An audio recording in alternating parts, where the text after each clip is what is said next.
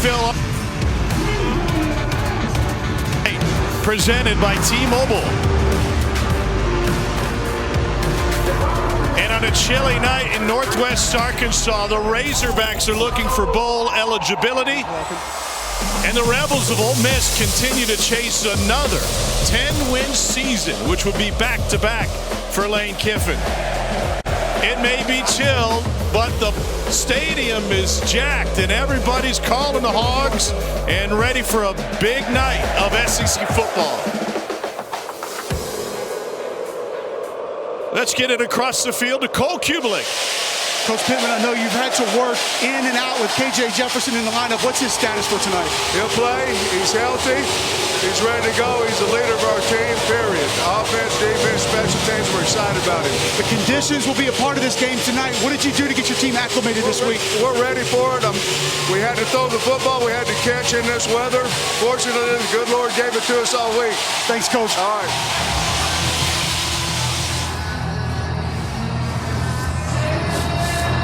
Cole, kind of feels like Sam Pittman is built for this weather. And these two offenses that we'll see tonight, a couple of 1,000-yard rushers, they're built for this football weather.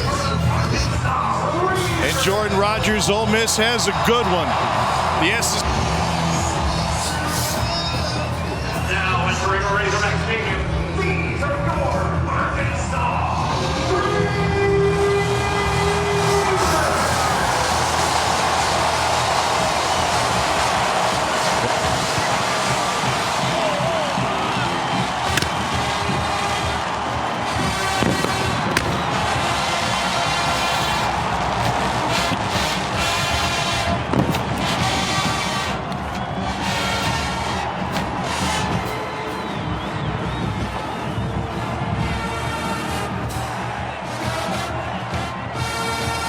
You look nice and toasty tonight. I'm ready. I got batteries everywhere.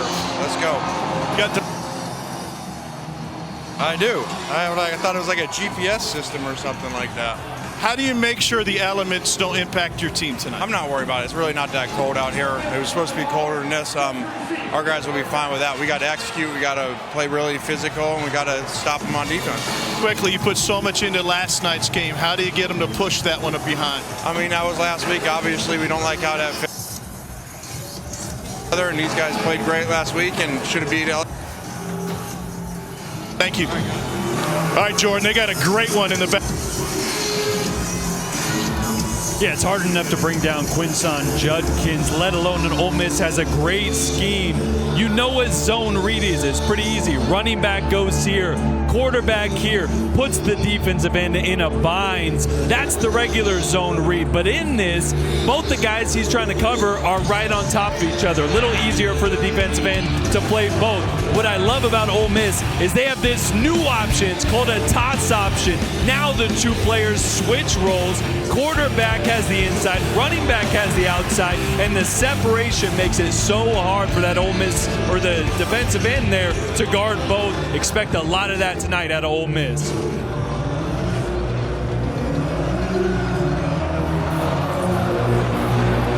Quinshon.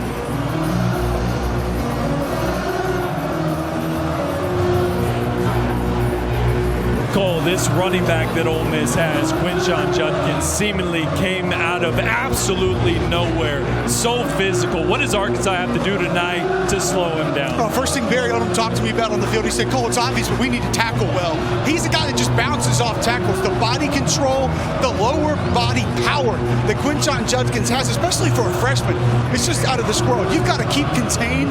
And one thing that we're going to be watching tonight, these linebackers, they have to stay stationary.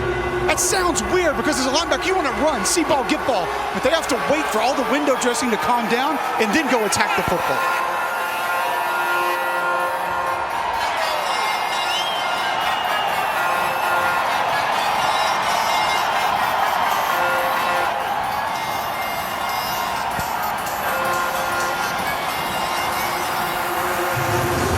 Ole Miss won the toss. They've elected to receive.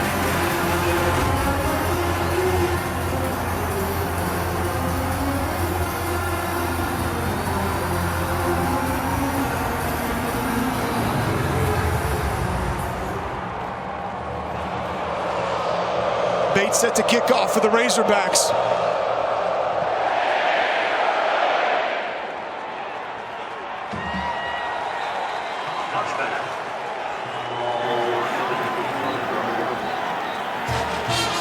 All right, the Ole Miss offense will take the field now behind quarterback Jackson Dart. Obviously, the USC transfer has had a heck of a season, Jordan, but what separates him maybe from some other lane-gifted quarterbacks you've studied? Well, he's a gunslinger, but I think his willingness to be physical in the run game. He's not the fastest, not the biggest, but he's a savvy runner, and he's not afraid to use his legs. I expect that to be a big part of the Ole Miss offense tonight. Ole Miss starts with Judkins offset, Dart in the gun. Woo, what a grab for Mingo right off the bat. Flag on the play.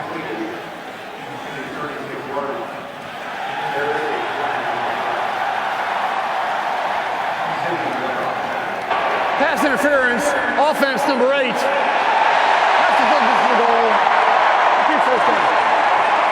Now they get Jaden Johnson there, but it's noteworthy. Jonathan Mingo in the slot for Ole Miss. He's had to play the tight end position for this squad the last couple weeks because they've been banged up at that position.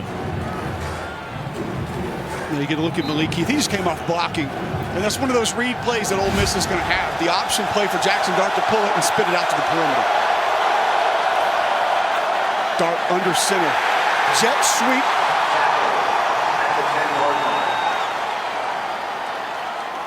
No gain. Nice penetration from the Arkansas defense as Miles Slusher in the backfield for the Razorbacks.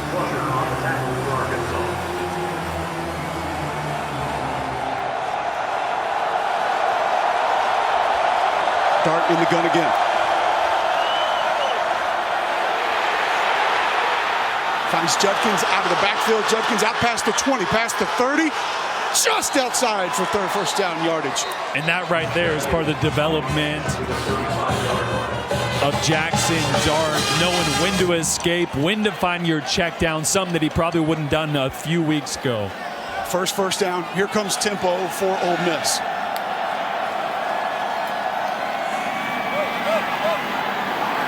Another fake to Quinshon Judkins. Dart spits it out to Jordan Watkins. And we'll see more tempo from this Ole Miss offense. Tackling in space for Arkansas is going to be so huge today.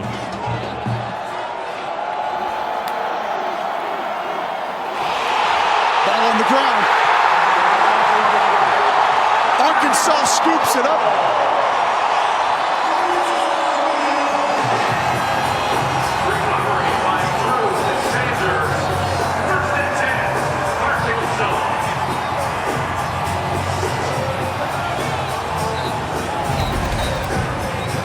Absolutely huge play of the year by Arkansas. It's the exchange. Dayton Wade coming across on the jet motion, not expecting that to hand off. A lot of times Ole Miss has a read on almost every single play, so Jackson Dart can give it to Dayton Wade. He can keep it. Obviously some miscommunication there. All right, KJ Jefferson now. And a huge opportunity for Arkansas in a short field. And he'll give it off to Rocket Sanders. They have leaned on the run game for good reason all season, and now they have their quarterback back, KJ Jefferson, back from a shoulder injury, and they're a different offense with and without him. Here's Jefferson keeping it, and he will grind forward for maybe 4. And a physical run there. Keep an eye on just how healthy KJ Jefferson is. He's been banged up, out of the lineup last week. 2 weeks ago at Liberty was a last-second decision. He's got a banged-up shoulder. You'll see how physical his game is and if he can continue to do that. So the first third down for Arkansas, key 3rd and 6. 3-man rush. They got a hand on Jefferson maybe, and he spins one that's knocked away and incomplete, and Arkansas will punt it away.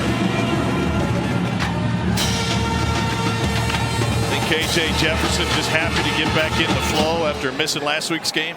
Yeah, and that's tough to do. You get out of the flow of practice, and that's something to note. He hasn't thrown the football in practice in a couple weeks. This week, first week, he was somewhat healthy, able to get the normal amount of reps that he's used to getting, but it's been a few weeks. There will be some rust. Getting a little creative here. On a 4th and 6, there was a flinch on the right side of the line, and they wanted to fake it, and they missed the opportunity. Jalen St. John. Offense number 74. 5-yard penalty. Remains 4th down. St. John was lined up as the right guard with only 3 offensive linemen tight, and had a hard time staying put.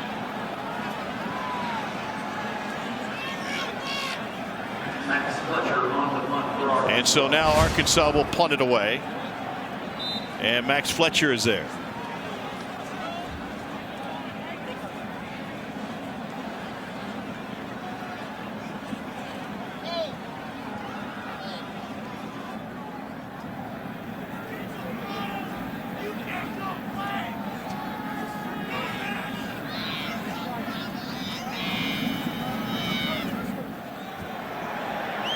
And this one will carry inside the 5 and check up. And Ole Miss will have a long field after fumbling away on its first possession. Reason to celebrate on this chilly night in Fayetteville. Hey, welcome back on a chilly night in Fayetteville. We decided to brave the elements and come down the field. Colt, now we know what you feel like normally. It's not usually this cold, but you get an idea of just the crowd and the noise and what it's like down on the field, the emotions with the players. I think we've seen a little bit of that so far. Surprised how much Jackson Dart decided to put it in the air on that first drive, because both coaches told us we have to establish the run in order to win this football game. And you already detailed it. Quinshon Judkins, the best in the league right now. It was a bit of a surprise to some, but he's a guy they can lean on. Keep an eye on ball security all night, though. Dart kept the ball in his hands, and he's able to find a receiver that's going to move the ball now. And a gain of 7 to Malik Heath, transfer from Mississippi State, has become reliable for Ole Miss. I'll tell you what, you're already seeing Arkansas get pressure on Jackson Dart, something that they have increased the amount of blitzes they've had over the last couple weeks, and speaking of Barry Odom this week. And now they've been able to find the sideline, and a gain of 9 that time for Zach Evans. So Zach Evans suffered a concussion in the LSU game, left that game in the second quarter after a hard hit. Lane Kiffin is begging to cut down on Judkins' carries, but they didn't have the depth behind him to do so. And here they go straight ahead and a pickup of 4. And that's so important in this offense. I mean, they're the second fastest team in the entire country. The amount of plays that they run and how physical Quinshon Judkins is, he needs a spell every now and then. So having Zach Evans back is going to be huge for this run. And that Arkansas defensive line with the big stop. Only a gain of 1. You mentioned the pressure that Barry Odom is bringing over the course of this season on dropbacks, looking at a 3rd down. Now they blitz about 25% of the time on dropbacks. Yeah, keep an eye on Drew Sanders. Leads the SEC in sacks. Number 42 is at linebacker right now. Sometimes they add him late. Let's see if he stays put. Dart looking to throw. Has plenty of time. He's got all day, and now he's going to let one go, and it is incomplete. Trying to find Jalen Robinson downfield, and coverage on the back end by Quincy McAdoo. Yeah, backside there, Dayton Wade working a little out route. Great job on scramble drill. Little bit of contact on the outside there, but I think that ball was too inaccurate as Jackson Dart tried to buy some time. Bryce Stevens set to return this one. A couple of empty possessions for Ole Miss, including a fumble on their opening possession. And this one a wobbler towards the sideline. Stevens says get away. And after a 37-yard punt, Arkansas will have good field position. So offensive coordinator Kendall Briles had to figure things out last week. Malik Hornsby got the start, and it's another game where Arkansas failed to get more than 20 completions in the game. Now with KJ Jefferson back, where do they lean from a balance perspective, run pass? Well, they got to get the run going first to get the play action going. I mean, we soon forget a healthy KJ Jefferson was one of the best deep ball throwers in the entire SEC. So that element completely out of this offense the last few weeks. Get the ground game going. Those shot plays to Landers and Hazelwood on the outside will start to open up. It's been a great Arkansas offensive line. Here's Raheem Sanders. Rocket finds a hole on the right side, and he's cut down after a gain of 3. That will leave 2nd and 7. We mentioned the name Matt Landers. He's made a huge impact on this Arkansas offense. Guy that's been around the league, couple different teams. Here's Sanders again with a stiff arm, and will have to fight to get back to the line of scrimmage. Landers, originally coming out of high school in St. Petersburg, Florida, went to play for Georgia. Jake Fromm told us in a pregame meeting, this guy is going to take over the SEC. Just never found the consistency there, then went to Toledo, and now more production here as a Razorback than he had his previous 2 stops. He was the number 3 receiver at Toledo, and you're right, we heard about him at Georgia. The talent never matched the production, but he has found a home here, and he's a big part of this offense. And in here on 3rd and long, let's see if KJ looks his way. He's pressured. Jefferson steps away from it, gets it away for a first down. Trey Knox with the grab. Boy, the edge pressure almost gets to KJ Jefferson. Cedric Johnson off the left side almost gets it. This is what they missed in this offense. KJ's ability to create and keep his eyes downfield. He'll hand it off this time to A.J. Green, who entered a 2-back set last time. 2nd and 9 coming up. Cole, what do you make of this Arkansas offensive line? I think they played really consistent football the entire season. Drifted off just a little bit the last few weeks. That Liberty defense gave them some headaches. They brought pressure from depth. They moved a lot up front. There was some weird looks that they got from that defensive line in that front 7. I talked to Cody Kennedy before the game. He said, yeah, they got us on a few things. They were familiar with what we operate on offense, but they're a group that just works really well together. And I've enjoyed watching them play this year. Jared Ivey is the injured Rebel, and the athletic training staff tending to him in his right shoulder after that play. Transfer from Georgia Tech. Part of that defensive line rotation. And Ivey will come out for a play. You mentioned 2-back looks, Tom. Seeing some different looks from this Arkansas offense. And Kendall Browse early. Jaden Hazelwood lined up in the backfield as a running back on one play, moving Trey Knox around a little bit, trying to cause some confusion with the different looks, personnel groupings, and formations early on. It's good to see Jared Ivey walk off. He's going to be in the middle of the screen right here, right on the nose. A great job of swimming, then gets caught up. Boy, really good job of fighting through, and tough to see what happened there to the shoulder, but good to see him moving it and walking off.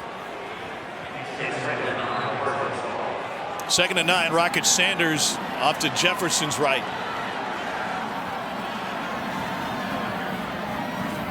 Two 1,000-yard rushers in the SEC coming into the weekend, both featured in this game. Jefferson. Great grab by Knox again. And he will rumble down for another Arkansas first down. It's a 15-yard gain for a guy who's added weight and added a position outside in. And I think Trey Knox is really starting to make him self-aware at the NFL level. He's going to give himself a shot at the next level. Gained about 15 pounds, was a receiver for this team last year, and just not super dynamic. Said, hey, I can help this team out. And he really has at that tight end position. Jefferson escapes trouble and right through traffic like running down Dixon at midnight. And he's finally forced out of bounds by Shin Young.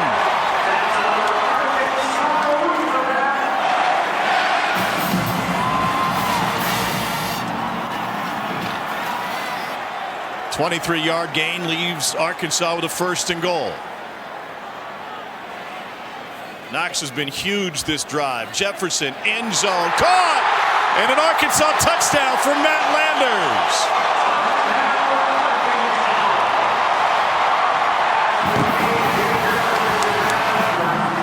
Eight-yard strike for KJ Jefferson, and Landers with his 5th touchdown of the season. And what a difference number 1 in the program and on the Arkansas uniform makes having KJ Jefferson back at quarterback.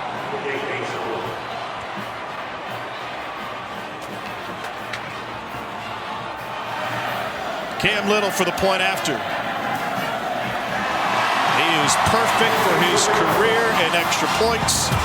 And this Arkansas offense may not be perfect, but it sure is a whole lot prettier with KJ Jefferson at quarterback. And thrown to a target like Matt Landers says they can't stop us tonight, fellas. Landers making his impact felt early in this one, Jordan.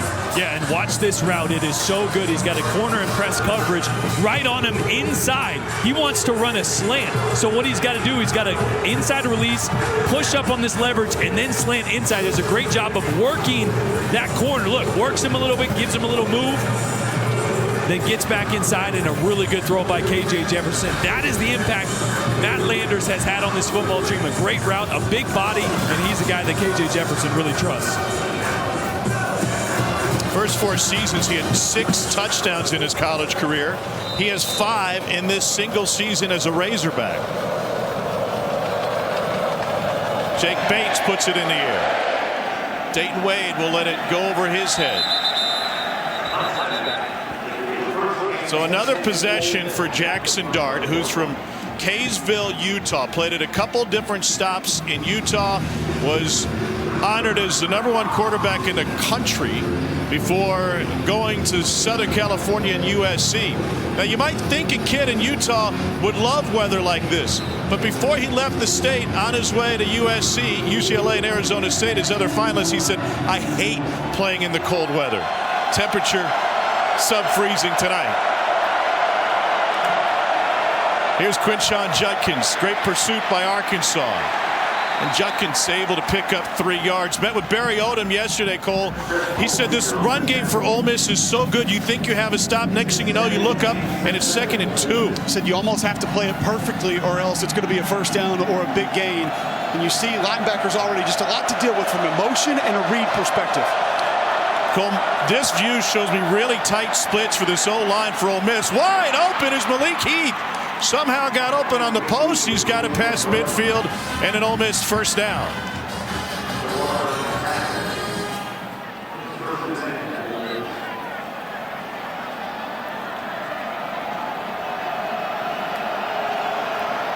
Another toss to Judkins, and he's brought down the gang of Razorbacks.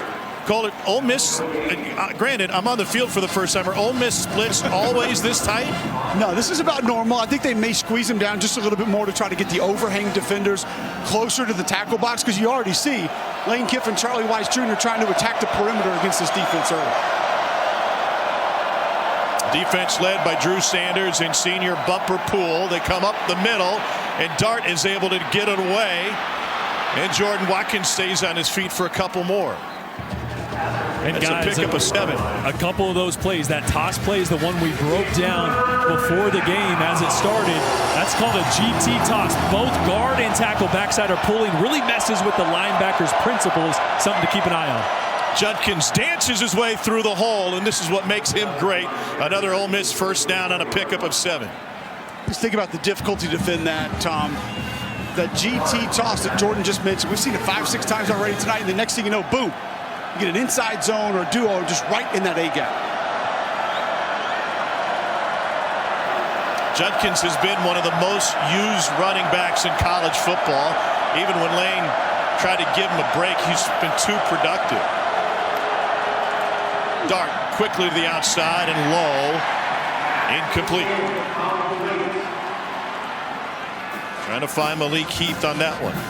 Judkins with a school record rushing touchdowns. He leads the SEC in yards, carries, 2nd in the league in yards per game. Cole, not bad for a guy who was kind of under the radar. No, and I talked to Nick Savage, the strength coach, about him before the game, and he said he is just out of this world. He has a total freak show in the weight room as well. Dart, quarterback keep, took a monster hit. That's a loss of 1. Will leave 3rd and long. But Chris Paul has been dynamite for this Arkansas defense, playing downhill early, even outside the tackle box on the perimeter. That's on right there in the B gap, meeting the runner at the line of scrimmage. Excellent stop.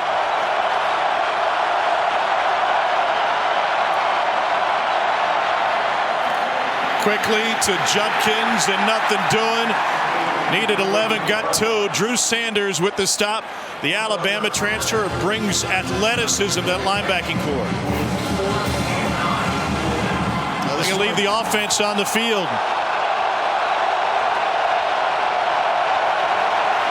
Fourth and 9. Dart over the middle. And an Ole Miss first down and squeeze into the end zone for a touchdown. Dayton Wade on 4th and 9. They get a 33-yard score. There is a flag now. Holding offense 57.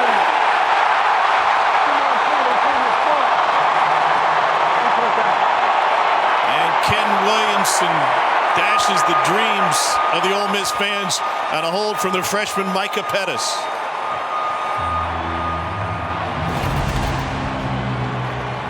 Right there, Pettis, the right tackle.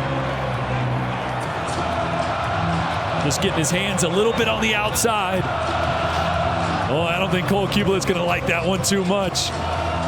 Not many flags that I do, at least on the offensive line.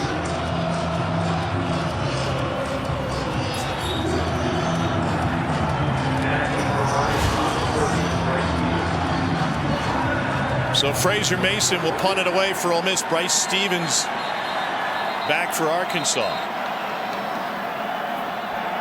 Okay.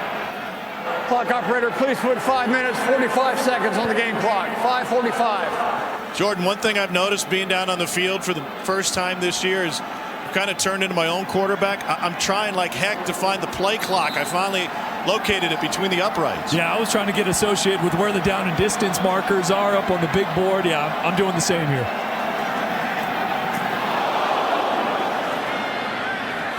Gregory got pressure on him. Ball came loose. And Bryce Stevens able to fall on it.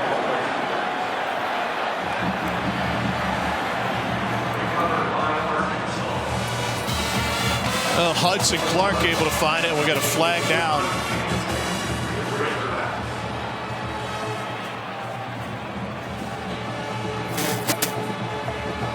An early taste, by the way, of Lane Kiffin going for it on 4th down. Did catch interference. Kicking team. 15-yard penalty. First down. That'll help with field position. It'll send us to a break on a cold night in Northwest Arkansas. Dari Noka in studio. It is wild at Williams-Brice. Spencer Rattler, Juju McDowell. Rattler in the first quarter plus has over 200 passing yards and 3 scores. Hendon Hooker then for Cedric Tillman touchdown. 7-point game, but Carolina just got into the end zone again. They're up 14, guys. Wow. What a scene. This is straight chaos today in college football. Got so crazy we decided to leave the booth and get closer to the action. Hey, how about KJ Jefferson, Jordan? What do you love about this guy? I love his decision making under pressure, right? We've already seen a few times him step up in the pocket, keep his eyes downfield. He's such a physical runner, but he's making great decisions getting the ball out of his hands just like this. And no flag?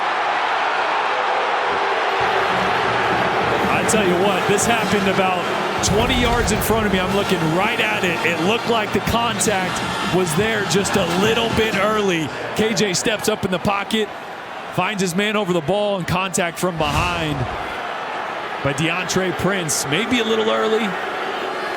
Refs didn't see it that way. Last year when we did this, DeAndre Prince had a pick right in front of us. Yeah. Maybe he just wanted some more screen time. Got on Landers early for the incomplete pass, and now a swing out to Rocket Sanders. And they can't find enough blocking in front of him.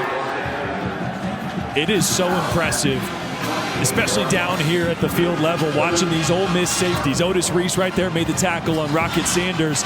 He looks so much bigger in person, and these safeties for Ole Miss fly around. They were so responsible for a lot of the scheme, communication, and they play at all 3 levels. Really impressive to see down here at field level. Cedric Johnson back in the game. 44 snaps last week against LSU. They want him on the field more. Jefferson steps up in the pocket, and he's able to get away for a catch, a dance, and a first down for Rocket Sanders. A pickup of 11 for the Hogs. Well, and that time it was Otis Reese coming out of the third level to try to make that tackle, and Rocket Sanders with the foot in the ground, made a move, got by him. Play action, try to swing it out to the tight end, and incomplete. Like KJ Jefferson just got moving a little too fast that time. And remember, it's cold. When you're getting the ball out of your hands quick as a quarterback, a lot of times you don't have the laces. It's even harder when that ball's slick and it's cold. We've seen a few low passes from Dart and Jefferson on those quick throws tonight. And the mesh, Sanders takes it away from Jefferson and picks up 4 yards. The 3rd and 6 coming up.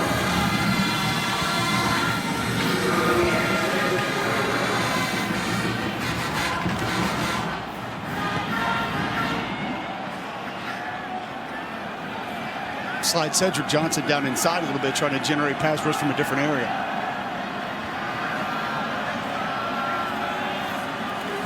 They brought Sanders in motion. Pressure from the right. Jefferson over the middle again. And that is held for a first down by Ketron Jackson. How about KJ Jefferson's presence in the pocket? Now Arkansas going tempo. Well, that's a heck of a catch by Ketron Jackson. Strong hands. Because Young was right in there on that one. Rocket Sanders spits free. He's got it inside the 30. And that's a 22-yard gain before Cedric Johnson finally found him. Boy, this open field move from Rocket Sanders is just next level.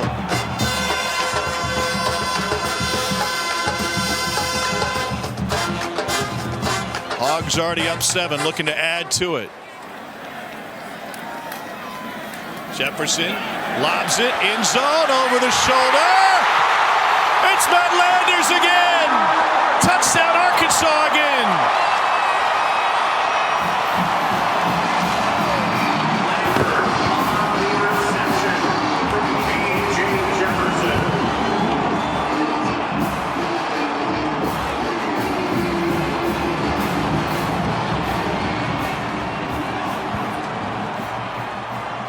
Hogs need 2 wins for bowl eligibility. They got a home crowd behind them on a cold night tonight. Cam Little for the point after. And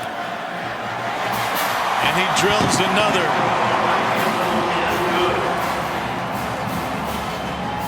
With 3 minutes and 24 seconds left in the first quarter. Arkansas 14, Ole Miss nothing. Jordan, how about this catch by Landers? Looked like Willie Mays in center field. That was a great catch. It was an RPO, so a run pass option there. KJ pulls it down. A lot of times you see quick dart throws on that one. That time, the trust in his receiver and put that one right in the breadbasket. And such a difficult catch for a receiver over his shoulder like that. I'm surprised you're talking about the catch. The throw. How many quarterbacks do we talk about? A screen, a pass that needs to be floated like that. They cannot put the touch on it. Just shows you a completely different level of KJ Jefferson's game to have that touch and be able to float it right over the DB into the end zone.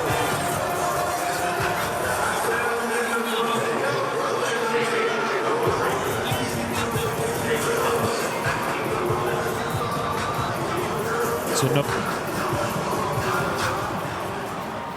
Dayton Wade back to receive for Ole Miss. Razorbacks have opened up a 2-touchdown lead.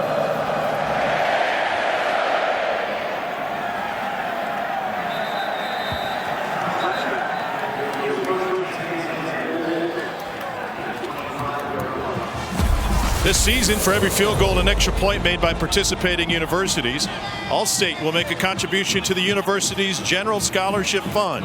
Thank you, Allstate. Now, Jordan, I was going to ask you what Jackson Dart can do to find some rhythm, but I would imagine the first answer is Quinshon Judkins. Yeah.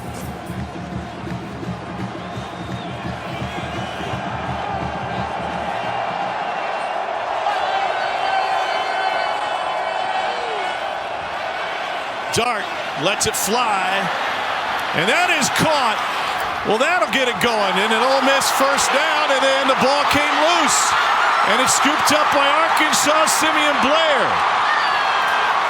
Blair's got it to the 44-yard line. What a huge swing, Let's see if this thing will stand. What an opportunity for Arkansas. Second takeaway of the night. Boy, and you asked, what does Jackson Dart need to do? Well, he went to his playmaker, Malik Heath, who had a huge game last week, and let's watch it. He's got control there. Control. Yeah, ground caused that fumble. I got to bring this one back.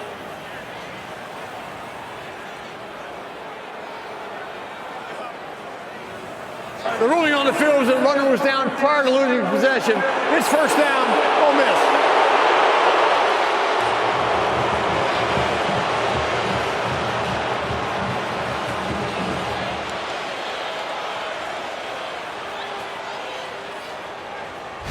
That's a 53-yard hookup.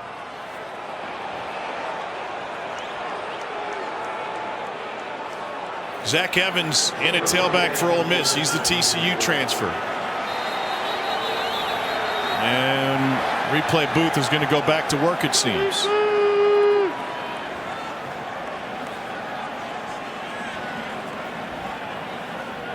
Ken Williamson is our referee tonight. Ruling on the field was that the runner was down prior to losing possession. That play is under review.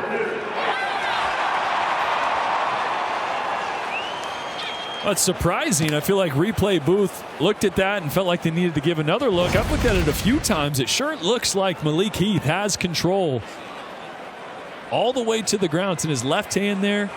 Well, it starts to move a little bit, but maybe as you look at it, the ball is starting to oscillate a little bit. Oscillate's a big word. It's starting to move slightly.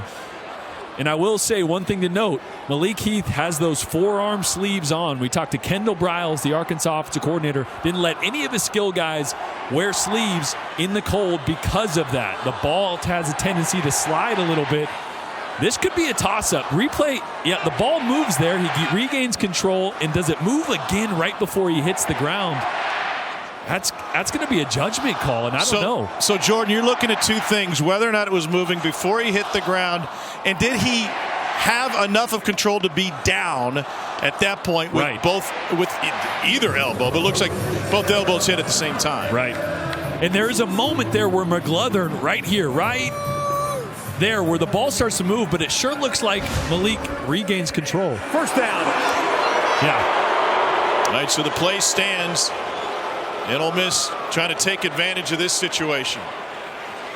Barry Odom is the defensive coordinator for Arkansas. He has brought a ton of pressure this season. They've done it mainly because the back end has really struggled. 121st in the country against the pass. And Ole Miss brings a tight end in the game. Casey Kelly there. Here's Evans, and he gets bottled up. Loss of one.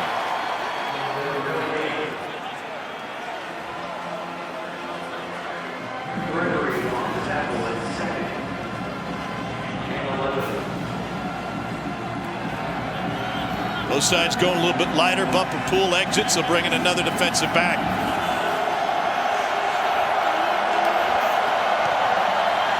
Getting a little tricky here. Dayton Wade.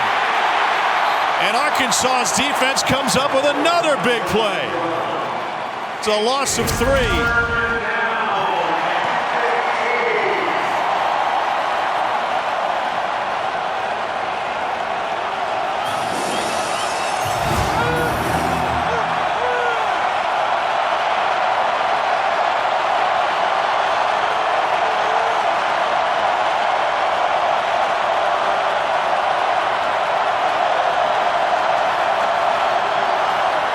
Like a wholesale play change after they saw what Arkansas had on the field. Play clock at 3. Dart leaves the pocket. Incomplete. Trying to find Evans.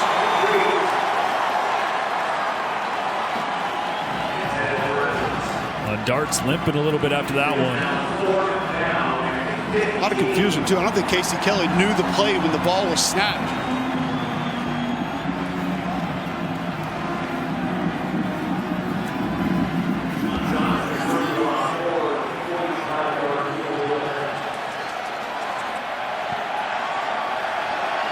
45-yard attempt here for Jonathan Cruz. 10 of 11 on the season.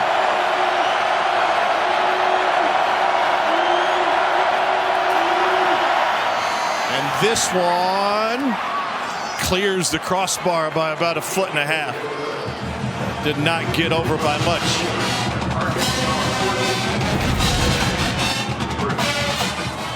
And on a cool night where the ball may not be carrying much, Cruz, transfer from Charlotte, is able to get that one over the crossbar.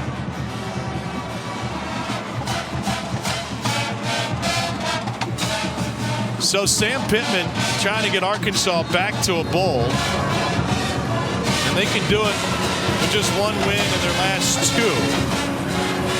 To do it his 3rd straight season, he would join Lou Holtz, Ken Hatfield, and Houston Nutt, bowl eligible in each of their first 3 seasons. It hasn't been easy, Cole, for Sam Pittman since he got here, right? I mean, had to take over a program that was in the doldrums, then coached through a COVID season, and now all this name, image, and likeness and transfer portal. It feels like it's been an uphill battle, yet they found 9 wins last year. It was wild when we were talking to him about that time when he mentioned all those different things. How about the schedule that the Razorbacks have faced the past couple of seasons as well, including this year? I know BYU a little bit down from where a lot of us thought that they would be, but having to make that trip in the middle of an SEC schedule, opening with Cincinnati, who was in the playoffs last year, it's been a tough run for Sam Pittman, but I still feel like he has exceeded all expectations. Cruz to kick it off. A.J. Green is back.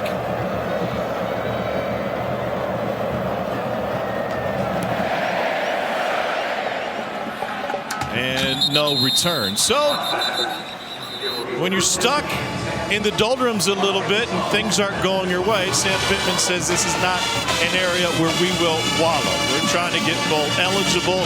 They have an opportunity here tonight, and they close the season on Black Friday in Columbia, where they've never won, to try and knock off the Missouri Tigers. This bowl opportunity would be huge for this program. I think it's massive to just continue to celebrate some of the smaller victories in college football. We get so consumed with the playoff, and it's great. The playoff's amazing. But going to a bowl game is still a big deal for a lot of these football players. Just like Senior Day here tonight is a massive deal for some of these Razorbacks. 21 different seniors playing in their final game as a Razorback. Here's Rocket Sanders. Well, a lot of times you deal with movement up front on the offensive line. You have to think quickly. Brady Latham, 62, the left guard for the Razorbacks. Watch him quickly turn back and seal that defensive lineman right there. That allows for the cutback of Rocket Sanders. Excellent job. 34th consecutive start for Latham tonight. Here's Sanders again. Hesitates, finds a hole, and a burst, and another sidestep. And Rocket Sanders flexing on Ole Miss tonight. Finally, DeAndre Prince brings him down after a pickup of 28. The way Rocket Sanders just slithers through the line of scrimmage. Amazing to have that much power and that much patience and still be able to find small creases. Jefferson has time, pressure from behind, and is able to swing it out to Sanders. And Sanders brought down by the first man. What a huge stop for Ole Miss. It's a loss of 1.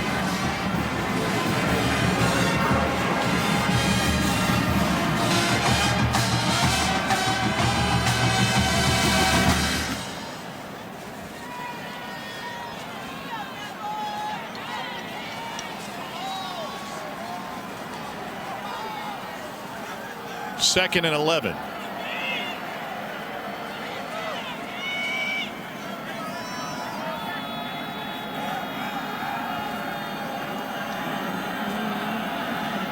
They'll shift Knox to the right side. He was huge on the opening drive. Sanders with the pitch. He gets spun around, and with his back to the defense, is able to pick up 3. That will leave 3rd and 7.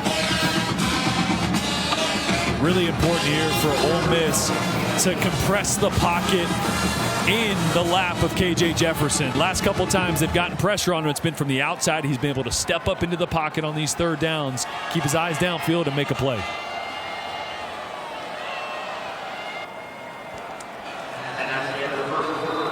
So that's how the quarter will come to an end. Arkansas will be looking at a 3rd and 8 when we return.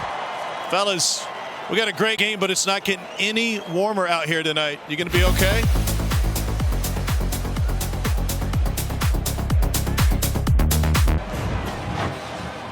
All right, thank you, Dari.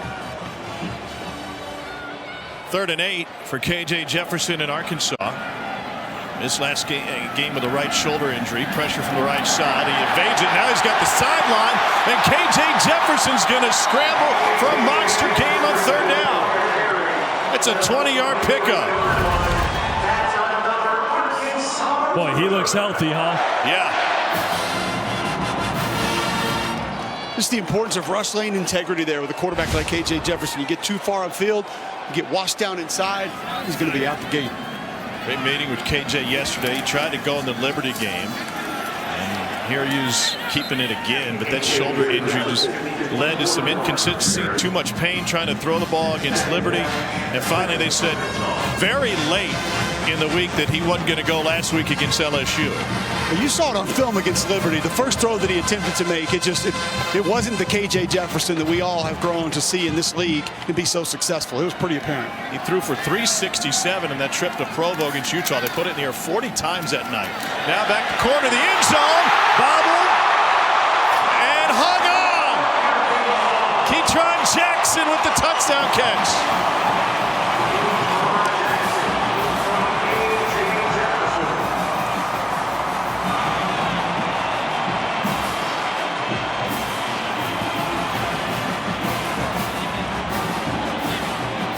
You guys got a better view. How'd he get so open? Was that a push or a fall? Oh, there was a little bit of physical contact, but Keytron Jackson at 6'2" just used his body, and it was a great throw by KJ Jefferson. Great job. It's just one-on-one with DeAndre Prince, Ole Miss's best cover guy. I mean, it's a little contact with the left, but I'm not sure if it was a shove, was it? If he's got Deontay Wilder's left, it was more than just a shove, but otherwise. I'm an offensive guy, so I didn't see it. Arkansas has opened up a 21-3 lead on Ole Miss, taking advantage of a couple of takeaways. Jordan, walk us through this one. Well, it's a great job in one-on-one coverage by KJ Jefferson of throwing a level 2 ball. So his receiver is going to break down the sideline. This is kind of an in-betweener.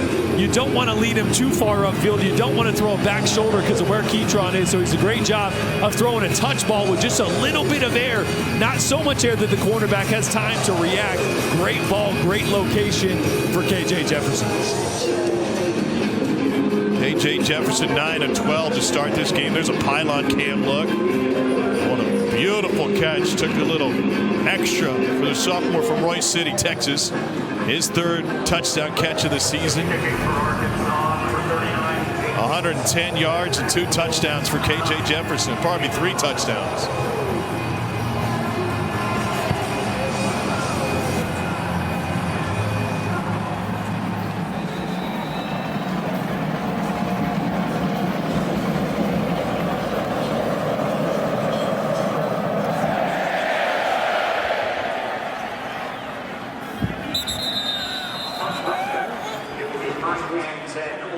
All right, so 1st and 10, Ole Miss, no return. Let's take a look at Fansville, brought to you by Dr. Pepper.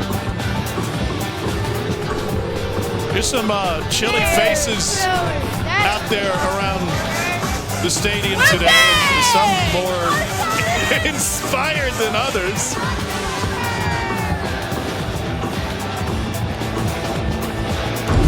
The crowd has managed to stay warm. Cole, how are you staying warm tonight? Layers, neoprene, scuba suit. Cole is literally wearing an entire wetsuit. Dart lets it go. Got a man, a stumble, and just off the hands of Malik Heath. Oh. There is a flag down, and they're going to get Arkansas. Quincy McAdoo. Yeah, that was a tug on Malik Heath's jersey on that one. Pretty easy for the refs to see on the back end.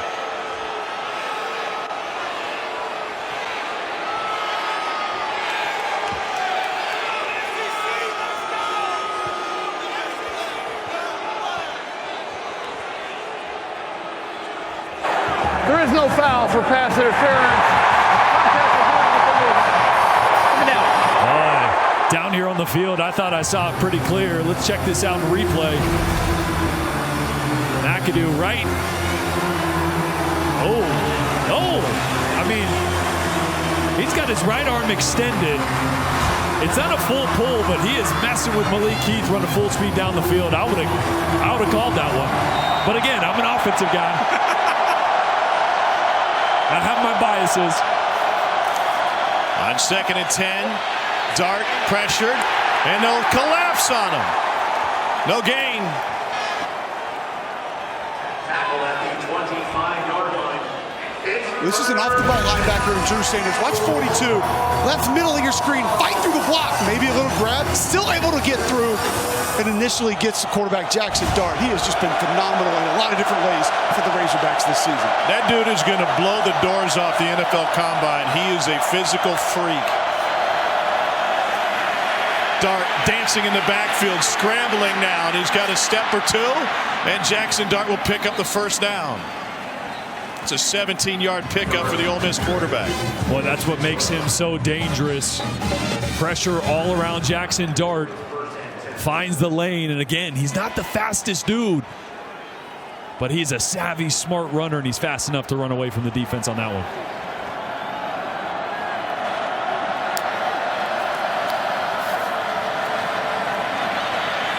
Quinshon Judkins trying to find some space.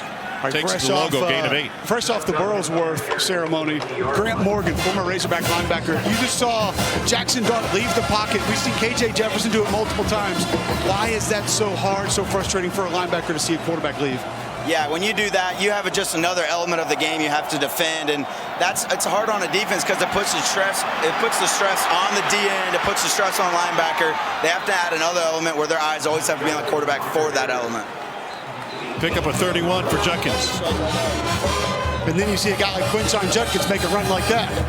Hey, this team is a good team, and they're going to get in some steam. This is a game of runs. You got to be able to withstand their run right here and be able to stop them. Judkins gets taken down. Hey, walk me through. Pretend you're a linebacker here. Walk me through what Ole Miss is doing and what you're thinking about. So with this and how the offense is ran with Lane Kiffin, is he wants many options throughout this game and throughout this play. Every play has a run. Every play has a pass. When you sit here and you look at the RPO, like everyone thinks every play is an RPO nowadays. No, this could be a designed run or it could be a designed pass. But in Jackson Dart's mind, is he's sitting here before, he's pre-reading the safeties. He's seeing where the blitz is coming from. He's checking this, obviously. What are you thinking right now when he walks to the line? He's checking something, a hot route, or he knows there's blitzing. Thank God for a penalty right there, but he's checking a hot route. He knows something's coming quick. With Lane Kiffin and the way he runs his offense, they're going to get things going, but the thing is, like I said, you got to be able to continue to stay with your basics and just play sound defense. You see a quarterback walk up and begin to check things, though. Is that like a win in your mind? Like, what goes through your mind at that point? It is. I like to yell at them sometimes and say, you're scared of something you're seeing right now. Yeah, you don't want to do it. You don't want to do it. No, I think that he's just going through his 1-2 reads. He's saying, listen, I don't have this. I have to go to my second. And a lot of times it's a bail route like that and throwing it deep and trying to get his receiver a chance. So one of the main plays Ole Miss does, they will pull the guard in the tackle backside. And when you see that, technically you should follow, but a lot of times they'll go backside. How hard is that? Yeah, so when you're a linebacker, you want to read the triangle. You're reading both guards, back to the quarterback, back to running back. So when you see that, is you got to periph the guards and see the quarterback. So when the quarterback's going the other way completely, you got to just say no way to the guard and tackle and just stay with what the ball is showing you. Not easy. Dart took a hit about a yard off the field.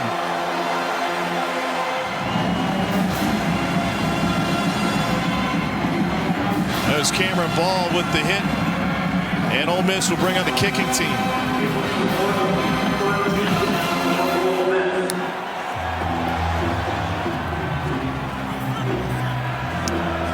Jonathan Cruz with a 39-yard attempt.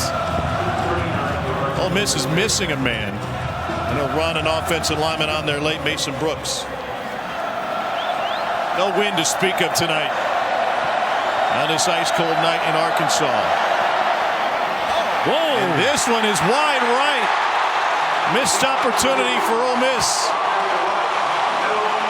Graham Morgan was is bragging on those Arkansas linebackers. The defense gets a huge stop and holds Ole Miss off the board.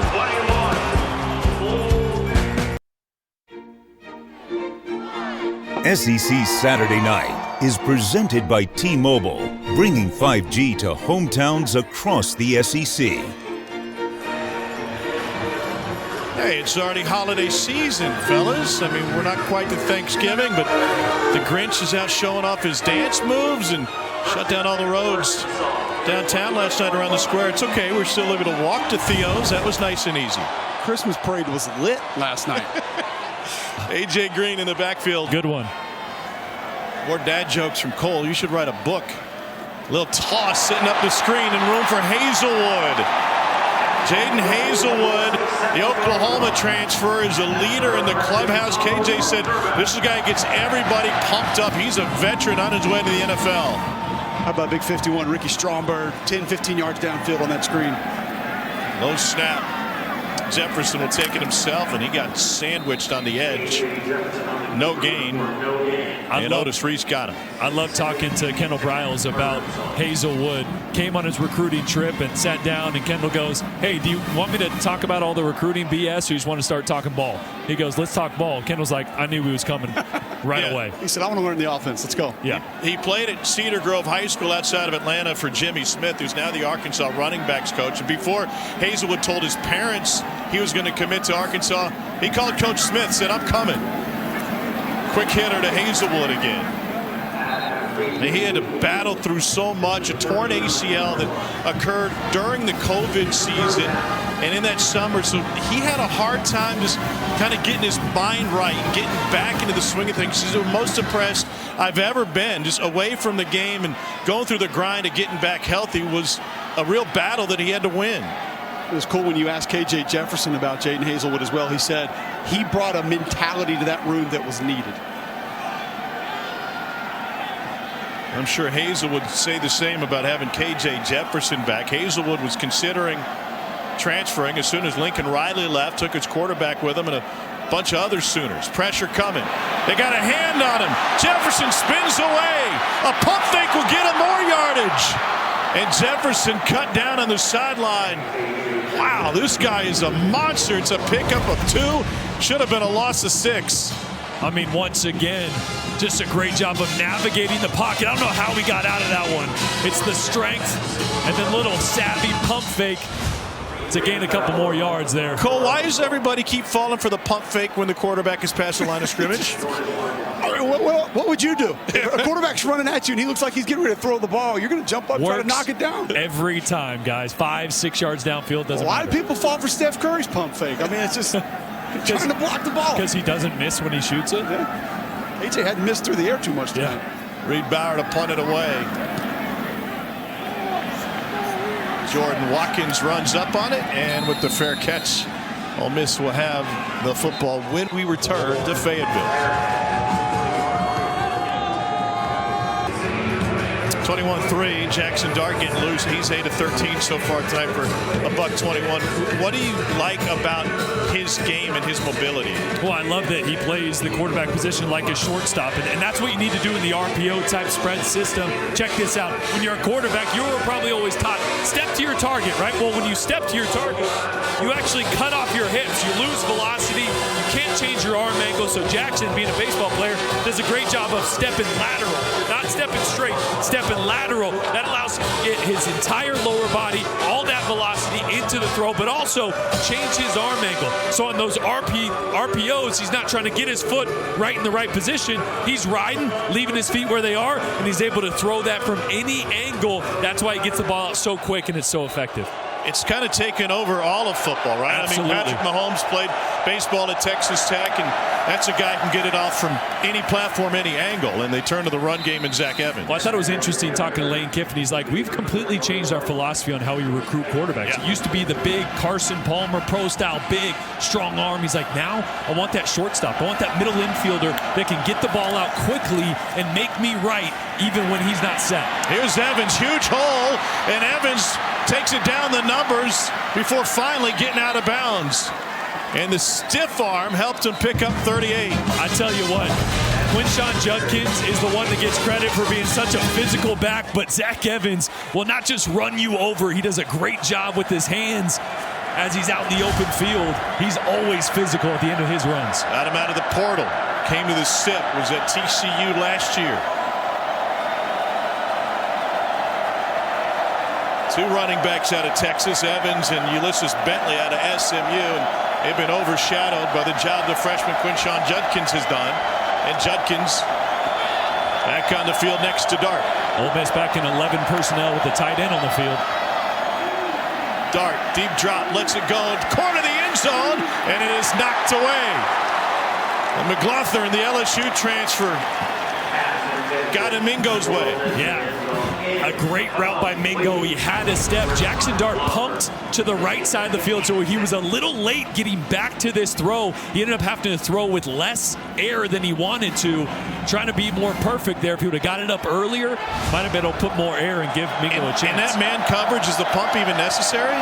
Not necessarily, no. He probably didn't have to. Dart.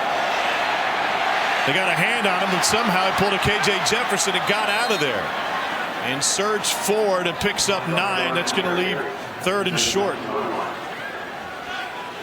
And that deep ball going back to the Mingo play, that's one thing Charlie Weiss Jr. mentioned. He wants Dart to give his guys a chance, more air on those deep throws.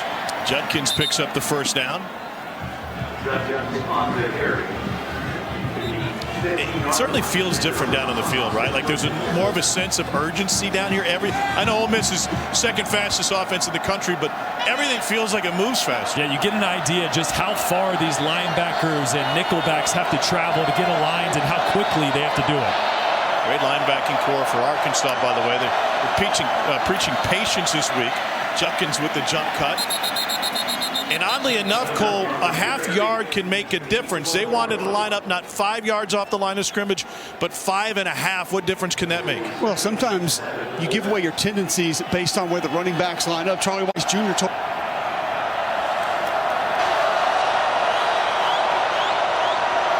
Second down, 7.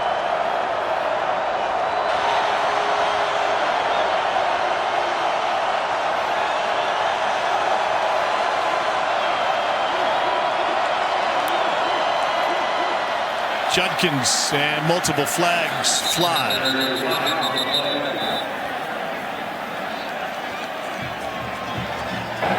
Illegal formation offense. More than 4 players lined up in the backfield. 5-yard penalty. Repeat second down. They looked discombobulated once they got to the line. There's no such thing as moving too fast for Ole Miss. This is what they do, so why are they out of sync? Well, they are playing in more 11 personnel tonight, which means 1 tight end, 1 running back. That tight end, usually a guy that's on the ball. So now these receivers are used to not having an on-the-line type of guy. So someone needed to be on the line or off the line on that one.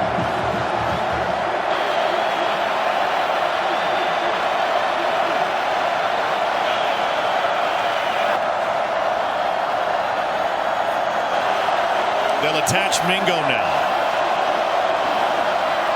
Play clock at 3. Judkins picks up 2, and that will leave 3rd and about 10, not longer. Impressed by the crowd tonight? It's loud, man. This cold weather, that doesn't affect Arkansas fans. Just you and me.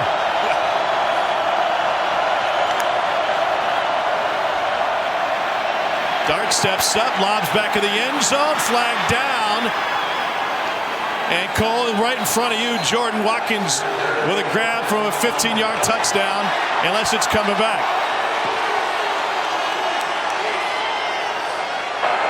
Holding, offense number 71. And it's coming back. Jaden Williams the hold, and from the view of Cole Kublik. Yeah, this angle right here just gives you such an idea of how effective a play-action fake can be.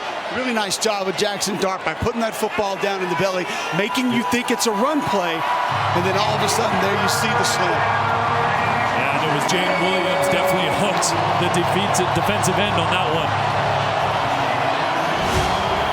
If it wasn't a hold, Dart wouldn't have got that one off. Big mistake for the freshman playing in his home state.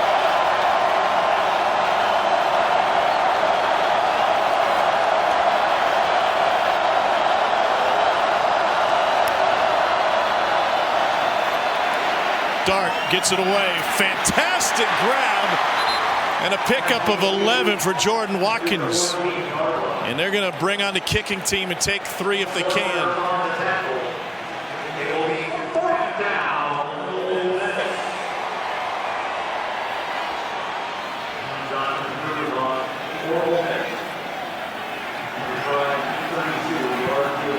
.32-yard attempt. Cruz missed wide right from 39 earlier.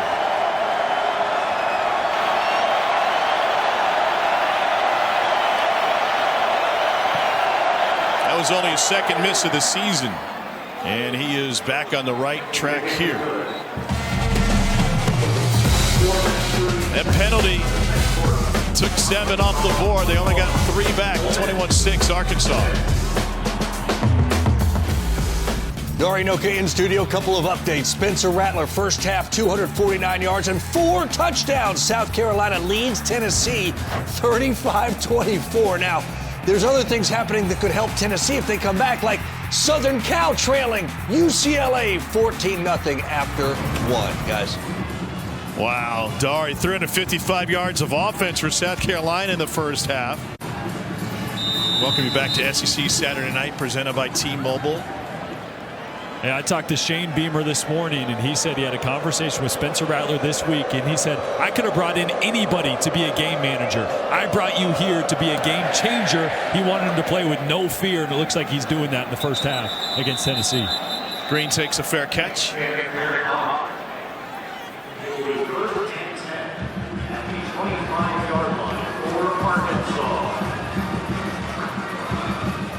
.438 to play in the half. Arkansas up 21-6. There are a couple of teams in college football that could have turned the entire landscape into chaos, had a chance to pull off wins, but they got conservative. Illinois got conservative late against Michigan. Baylor got conservative against TCU.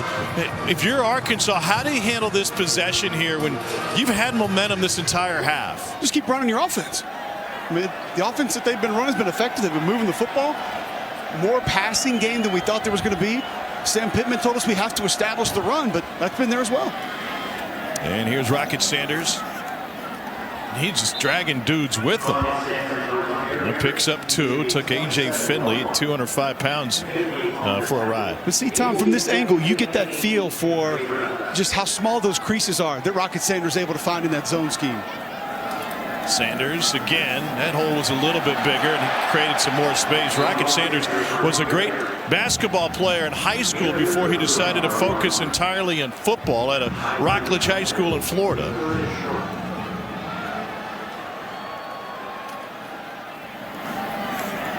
And again, Sanders. He's a big Leonard Fournette fan. And you wear the number 5 here, Cole. That brings some accountability, doesn't it? Well, I tell you, he might not have the explosive capabilities as being a long strider like Darren McFadden, but he does a lot of things in a similar fashion. The power, the ability to be shifty when he needs to be.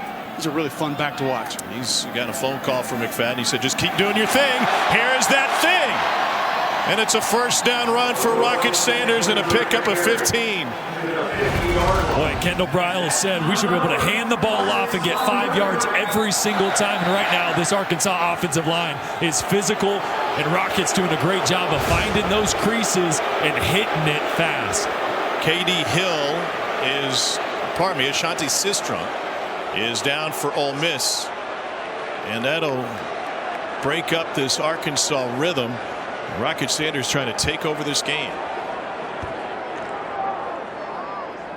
All right, Dari and Friends Regions halftime report coming up shortly. We're going to show you how Tennessee is absolutely on the ropes on the road at South Carolina. Vandy's won 2 in a row. CD, we'll get into that a little bit too. Take you around the league. How about Arkansas? Yeah, Arkansas, I'm looking at this game thinking it's going to be a run fest, but KJ Jefferson is back. He's healthy, 128 yards, 3 touchdowns in the first half. Impressive. All right, we'll see you guys shortly. All right, thanks, fellas. Yeah, bit of a surprise. The pair of 1,000-yard rushers, and with the elements, it's not just run, but I say elements, it's just cold. There is no wind, there's no precipitation, and there's Rocket Sanders, and he is taken off again. Great downfield blocking, touchdown, Arkansas, a flag. A 50-yard touchdown run, but they may have gotten one of those wide receivers that was blocking downfield.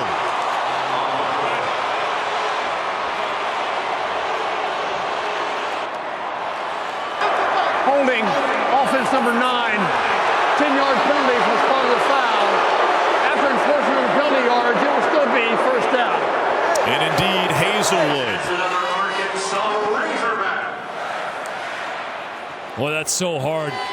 Anytime you have an explosive run like that, you want those receivers being physical as long as possible. You're going to see Hazelwood, the middle of your screen.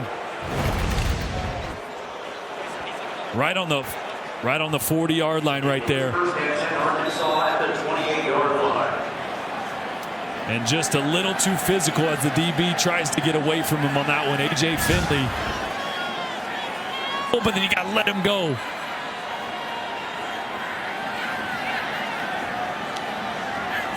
Well, it's still a first down, and ball on the 28-yard line for Arkansas.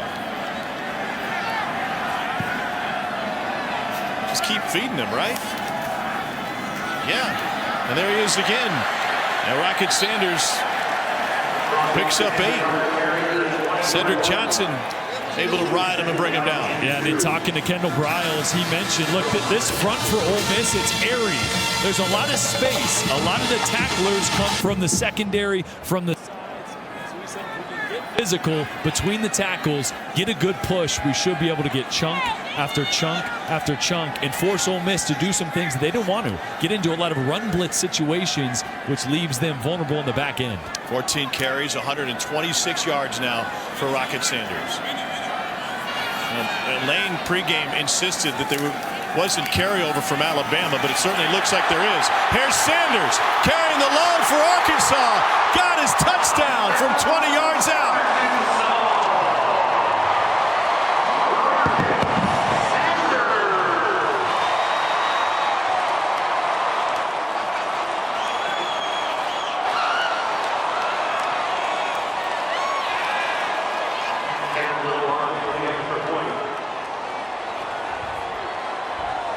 Rocket Sanders credits his mom for his athleticism.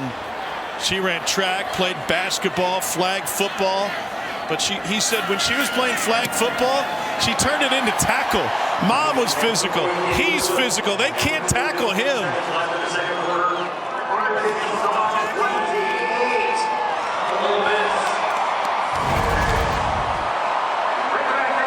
1, 2, 3, 4, 5, 6, 7 with the tight end if you want to count 8. Look, 1, 2, 3, 4, 5, 6 Ole Miss defenders in the box.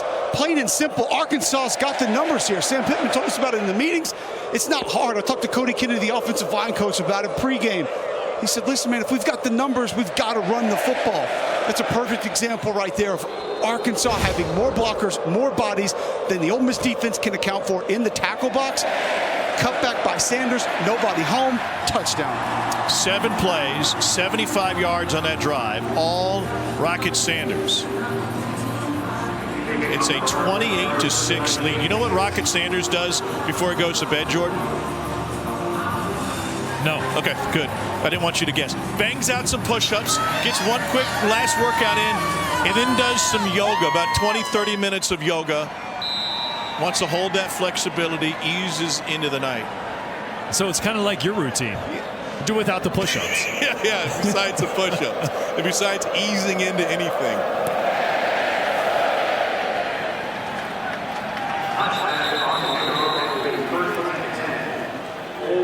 Missed opportunities for Ole Miss tonight. Penalties have killed them. Yeah, it's been the miscues for Ole Miss. A couple of explosive opportunities called back by a holding. And that's really been the story.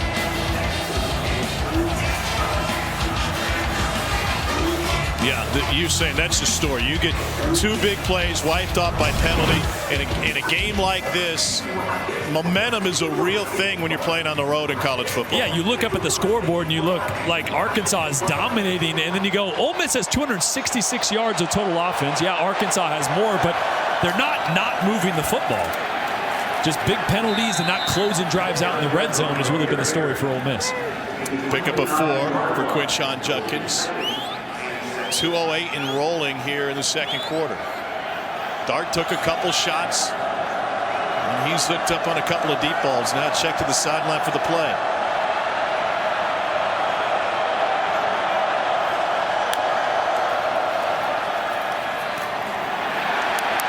Complete, but only for a few. Latavius Brini, the Georgia transfer, with the stop after a gain of 5 to Jordan Watkins. 3rd and 1. 4-down territory, or we'll see. They don't need the 4th down. Quinshon Judkins with a 1st down run for Ole Miss.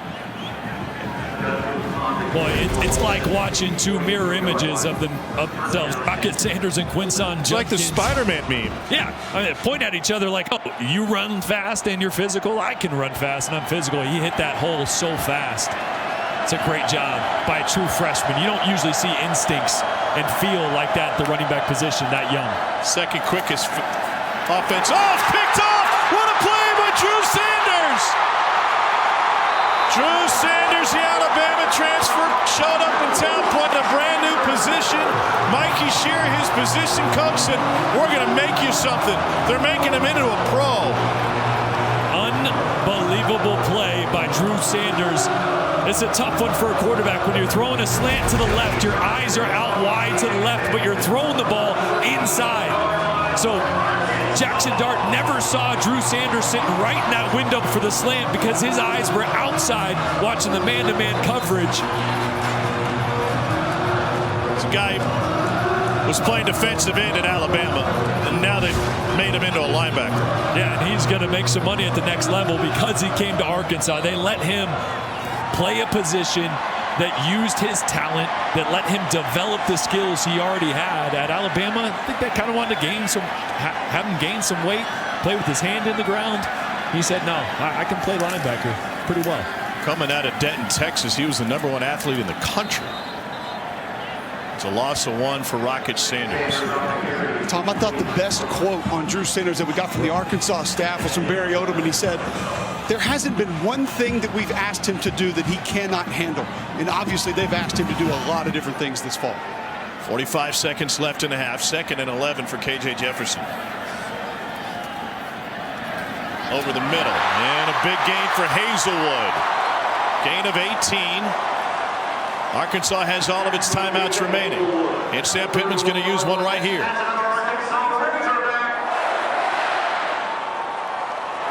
Timeout. Arkansas.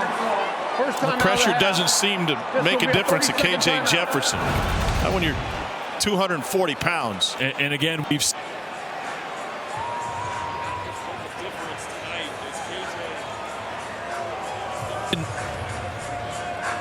and now here's the Wood.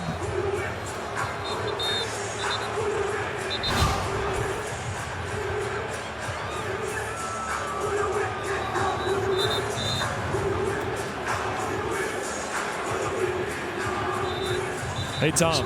Hey, Jordan. I wanted you to take that highlight because I walked into a dead space here on the sideline. My mic stopped working. We're trying to find the signal here. I feel like it's a Nokia commercial from 2000. Can you hear me now? I guess that was Sprint, huh? Yeah, whatever. You would have had a Nokia. Yeah, the old brick with Snake. Hey, there's not a better game on a cell phone than Snake. Anyways, 34 seconds. Here we go. Jefferson to throw after the play action. And he's just going to unload that one. Cole may have been open. So what I was going to say about KJ is that's what they missed with him out of the lineup. The ability to not scramble when there's pressure, right? Malik Hornsby is a great athlete, not used to hanging in the pocket. And Cade Fortin as well, not used to being under pressure and delivering the football. So KJ has that element to be able to stand in there, deliver the ball under pressure, take those hits, and also keep his eyes downfield as he's scrambling. Hogs have a pair of timeouts. This is a 2nd and 10.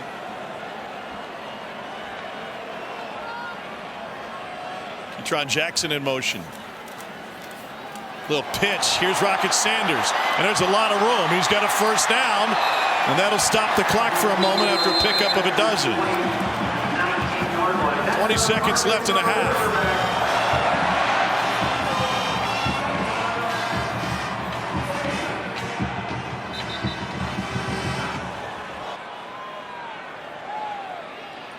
Well, we got a moment.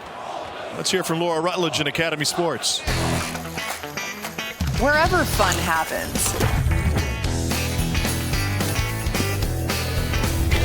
Academy Sports and Outdoors is there.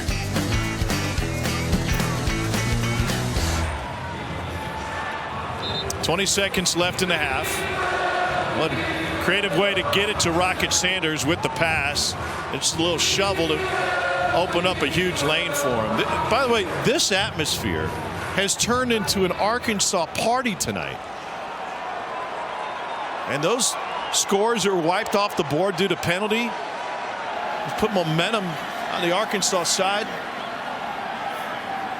And a score here would be momentous.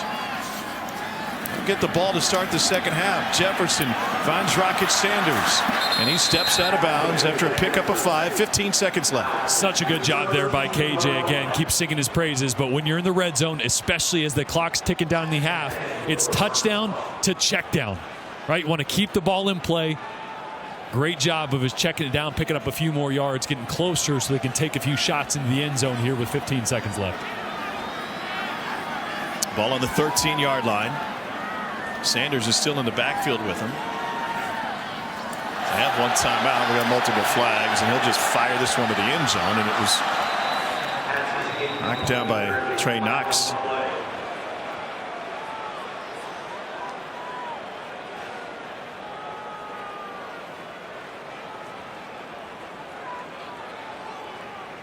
Ten seconds left. Boy, down here in the red zone, Matt Landers has kind of been that jump ball guy. The only problem, number 23, the 5-yard penalty will result in a first down. That's going to give Arkansas a few more yards. I was going to say the only problem is Miles Battle, number 6 for Ole Miss, is on Matt Landers. He's 6'4", so it's not like you have that big of a size advantage for your jump ball guy who's 6'5". Let's see if they try to work the middle of the field here. A lot of times they like that goalpost route. Levels read, quarterback throws it up to the goalpost. Maybe Hazelwood here in the slot. Yeah, Hazelwood and Landers on the far side. Ole Miss going to bring pressure, though.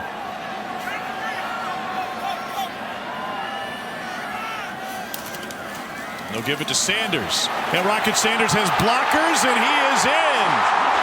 Touchdown, an 8-yard run for Rocket Sanders.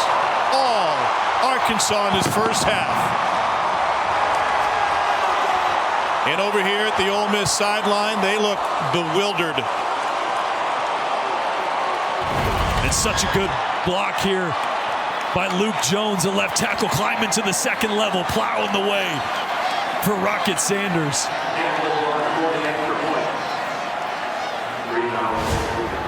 And that penalty allowed Arkansas to be in a situation where they could run or pass. They're going to review the touchdown run for Sanders. My glance, my angle, guys, I saw him going down, but also on top of an Ole Miss defender. Well, I was on the opposite goal line here, and it looked like the ball crossed first to me. There was a lot of traffic, but I didn't see a knee go down before the ball crossed over the plane. Yeah, I think the knee does go down.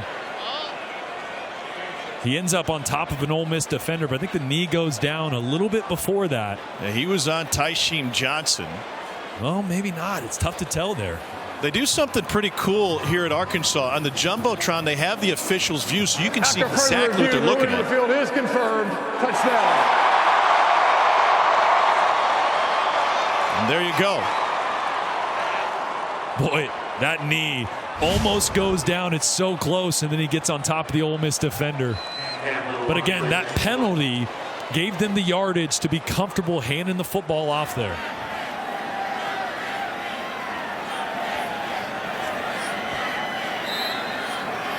Here's Cam Little for the point after. No tights, no sleeves, nothing. This dude did the gritty after beating LSU in overtime. And he's still perfect. And a great couple of years for Cam Little as a kicker here at Arkansas.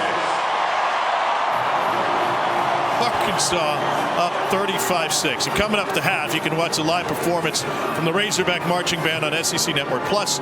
Start streaming now in the ESPN app.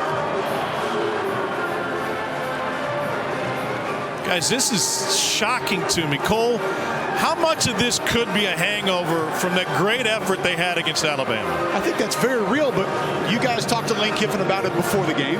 We talked to Lane Kiffin about it in our meetings. I talked to a couple of assistant coaches before the game, so they had a great week of practice. They're excited to get out here and play another football game. But reality is, especially when you had that week off, you put so much into an opponent, and then an opponent like Alabama, and we know that's one that emotionally just means a little bit more to Lane Kiffin, and obviously this Ole Miss program knows what it's like to pull that off. They've done it multiple times in recent memory, so you could see where that would make things a little bit more difficult. 5 seconds left in the half. And the ground ball will be taken by Ole Miss. Fitting. Arkansas baseball has the #1 recruiting class in the country. So 4 seconds left in the half. Just take a knee, take it to the house, Jordan. Oh, I'm right here by Lane Kiffin in this offense running out, trying to see. He just said something to Dayton Wade real quick. The receiver here standing right down by me. And it's like he's hidden. I don't know that Arkansas sees him out there. Well, they got. Talk about spreading it out. Wade is at the hash marks on the sideline. They will run it. And Zach Evans takes it inside the 30. So over here, the Ole Miss team heading off the field, and they're heading off with a 35-6 deficit. And this is a team that put up an incredible effort last week against Alabama. Left it on the field there. Came up just short. They've been outplayed, Jordan, in this first half. Let's hear from the Arkansas side. Here's Cole with the head coach. Do you just keep running inside zone until they make an adjustment or stop it? Well, you know, there's a read off of it, so we've been throwing the ball a little bit off of it as well, but our kids kind of figured them out there towards the second quarter and blocking them up pretty good right now. What kind of creature is Drew Sanders, Coach? Yeah, a really good player, man. Great pick, and then our offense. That's what we didn't do last week. We didn't score on turnovers. We've done it today. Thank you, Coach. All right. Well, not sure we expected this type of output from Arkansas. It has been dominating. Let's get back to the studio, have the guys tell us exactly what's going on everywhere. Welcome back to SEC Saturday Night, presented by T-Mobile. T-Mobile. Yeah, freezing temperatures here in Arkansas. I apologize to our sponsor. I'll get it right again, I promise. It is cold down here. It is really cold, but we're happy to be down here. It's been a blast. It's a great perspective of this game. Yeah, I think the unique perspective of all the movement that both of these teams do in the run game and how that's affecting the linebackers, the second level. Obviously, Arkansas has capitalized on that big time. For me, it's kind of like, okay, you guys are Arkansas offensive linemen, okay? Yeah. Rocket Sanders, he's getting these kind of gaps right here. And he just has the patience to just be like, whoop, whoop, whoop, whoop, and then he comes out and gets big-time yardage. He just got sound effects. We go whoop, whoop, whoop. I tell you what, though, the difference has been KJ Jefferson. This offense needed him so much. He's done it with his legs first, buying time in the pocket, making plays. But really, the difference has been his arm. He has found guys in tight coverage. There you see Matt Landers. Again, down the sideline to Matt Landers on an RPO, and then finding Keytron Jackson with a nice little touch pass in tight coverage. Those are throws that Arkansas has not been able to execute the last 2 weeks. That's been the difference. Ole Miss has only been outgained by 60 yards in this contest, yet they trail by 29.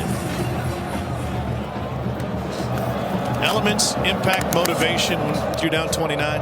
Well, a little bit, right? You halftime, you hit that lull, you stop moving a little bit, you come outside, it's still cold, it's even colder. So this is an important opening drive for this Ole Miss defense. They got to give their offense some momentum. Yeah, because we talked about Rocket Sanders. I asked Sam Pittman, do you just keep running inside zone until they make an adjustment or stop it? You mentioned what KJ Jefferson's done. There hasn't been a lot that has not worked for the Arkansas offense tonight. You mentioned it. Let's watch early. Is Ole Miss going to start dialing up some of these run blitzes? Are they going to start stacking the box? Because you showed Arkansas is running at a light box. They're taking advantage of having an extra guy, and they're gashing them. Jefferson 14 of 18 for 164 and 3 touchdowns.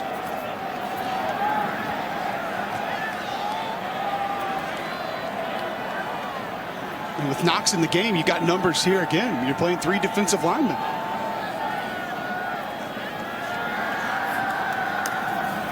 Jefferson to throw and complete.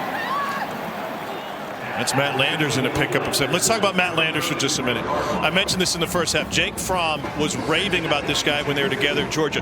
He said Matt Landers is going to absolutely demolish everyone in the SEC. It never happened for him at Georgia. It didn't work for him at Toledo. So what is working now? Well, Sam Pittman told us, I felt like I could bring him in and I could work with him. I could help him. He had that relationship from his time in Athens, and he's just responded. Some of that time is going to be, maybe a little bit of a last chance philosophy. Doesn't think he has too many more opportunities, but whatever Sam has done, it's working. 3 100-yard games for Landers. Here goes Rocket. Sanders in a dead sprint and to the end zone. He is in again. A 68-yard run. Celebrating with the money seats. Rocket Sanders having a night. 18 carries, 221 yards for Rocket Sanders.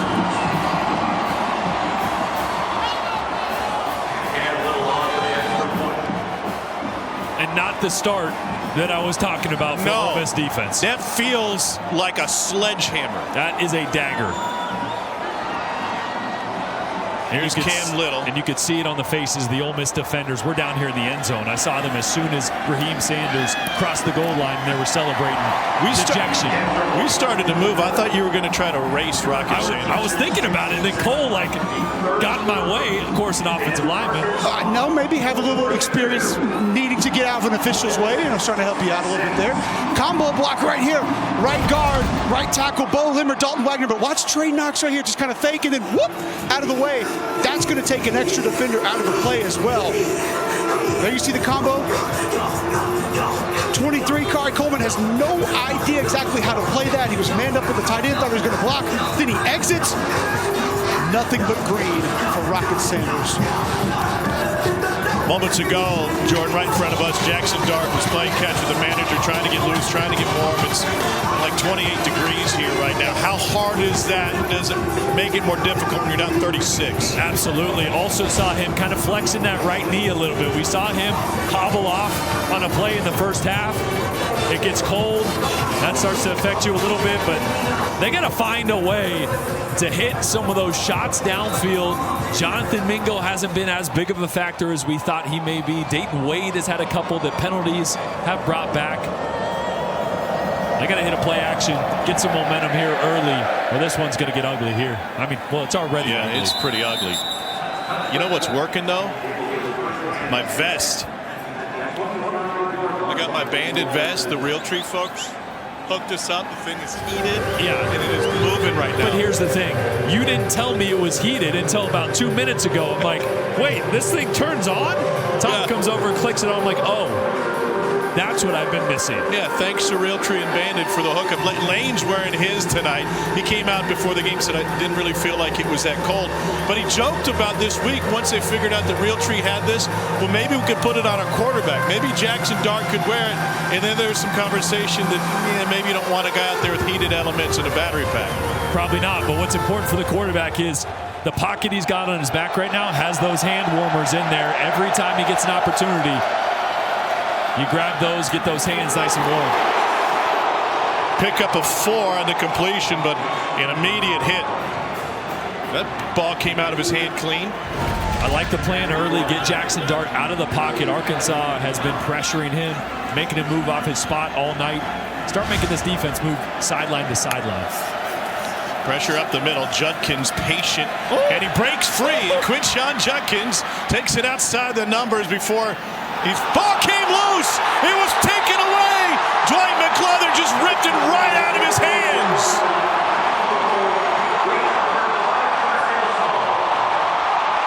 Wow. He just stole it from him. I mean, that is the thing with Quinshon Judkins. He's so physical. At no point Does he ever think the play is over? So he's still trying to fight off a defender. And McLeathern goes straight for the football and rips it away from Judkins.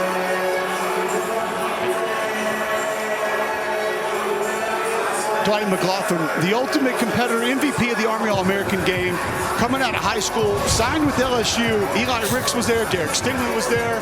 Didn't bother him one bit. He wanted to go compete for a spot. Didn't work out there, working out fine here for Sam Pittman in Fayetteville.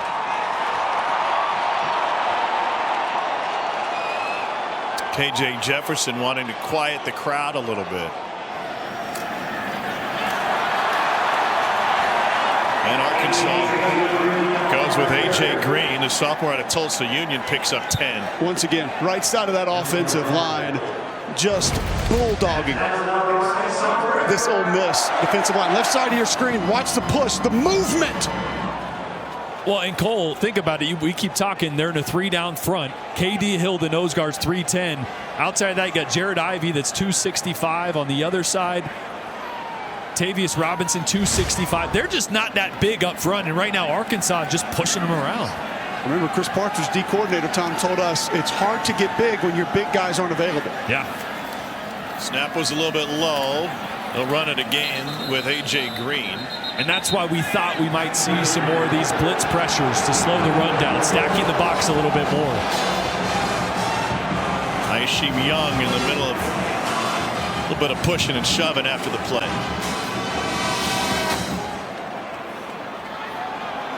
He didn't like the fact that big number 70 Luke Jones put his hands on him, and Young 215, Jones 327. We got a hand warmer down on the field. Hey, I'll take it. Over here, white hat. No. That's a fanny pack. Look good on you. Hey, those are in style now, Tom. They came back around. Green hangs a U-turn. And Jefferson jumps up. Tom, get down here and feel it. Feel the energy. Feel the grass. You want to be at field level. You want to experience it. This is it. I didn't say eat the grass, but you have a different diet than I do. It's earthy. It's also painted. That can't be good for you. This is how you feel it right here. This is where you get the feel of the O-line, the D-line, exactly how things are working out in the trenches. It's the best view in the house right here. I think Les Miles was onto something. Not on a staff right now, so. I spoke in the past tense. Jefferson finds Knox, and Knox will be ridden by the first man on top of him. That's a loss of 2. And A.J. Finley making his 20th consecutive start. A.J. Finley, been such a great football player for this program. 1,000-yard rusher for Steve Mask down at St. Paul High School in Mobile. He was just 17 when he graduated. So he was young coming out. It's going to take some time to develop, and he's just gotten better over the course of his career, especially this year now that he's healthy. Cole, I just got a grass stain on my blue Deltas. I'm not very happy with you. 47-yard attempt for Cam Little. The first day he ever put on pads for his high school team, they said, hey, we got a JV game tonight. You want to kick? And that one is wide right. Now, he's been perfect on extra points, and feel like we got enough red meat last night. That's the turf we have. Man, this stuff is delicious. Do you have any ranch dressing? Okay, in studio, continuing to watch what's going on at Williams-Brice, where the upset continues to brew. Juice Wells into the end zone for Cocky. 65-yard drive. They've got an 11-point lead on Tennessee. Late third, Tommy. And it's getting interesting there. Dart dancing around in the backfield, and they are all over him. How about Sanders again?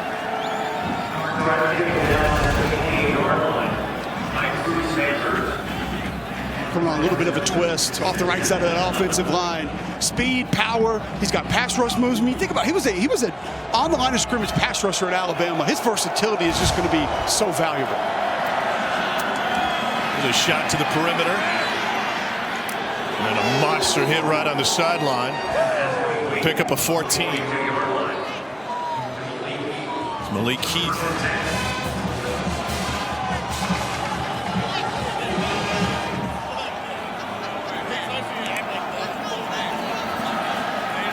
Dart complete for a first down. That's a gain of 12, right back to Jonathan Mingo this time. Yeah, that's right off that little toss option that we broke down. They have a lot of plays, especially in the play action game, that they can get off that. Problem is, they haven't been able to get it going on the ground so much, so that play action hasn't been as big of a factor.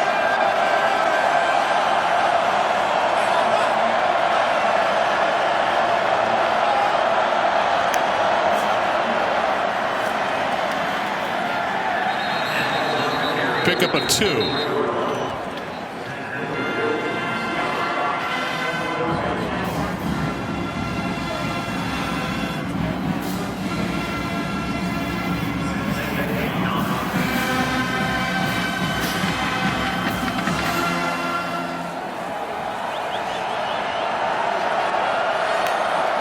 On 2nd and 9, Dart will hand it off, and Zach Evans finally gets taken down after a first down.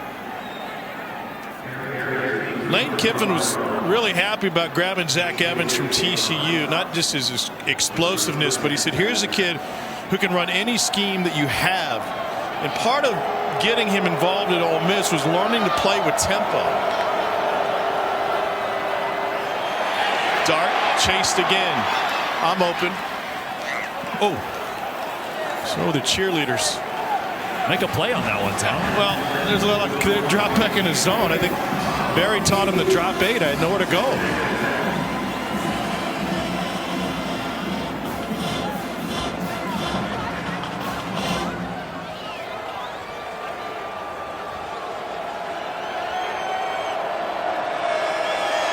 Well, I love having that conversation with Barry Odom about transitioning from the booth down to the sideline. He says, look, I call a much better game in the booth, but this defense, this team, needs me to look him in the eyes at some point throughout the game, and he's got him playing at a high level right now. This is Evans again. Picks up 2. Barry Odom, when Sam Pittman put his staff together, was able to bring in a guy who was a head coach in the SEC, lean on him in so many different ways. And Cole, you just get the sense from Sam Pittman, his first go at it is as a head coach, now 3 years in, looking for another bull. Barry Odom's kind of like a security blanket for him. I don't think there's any doubt. I think he can lean on him, another guy that has head coaching experience on that staff. And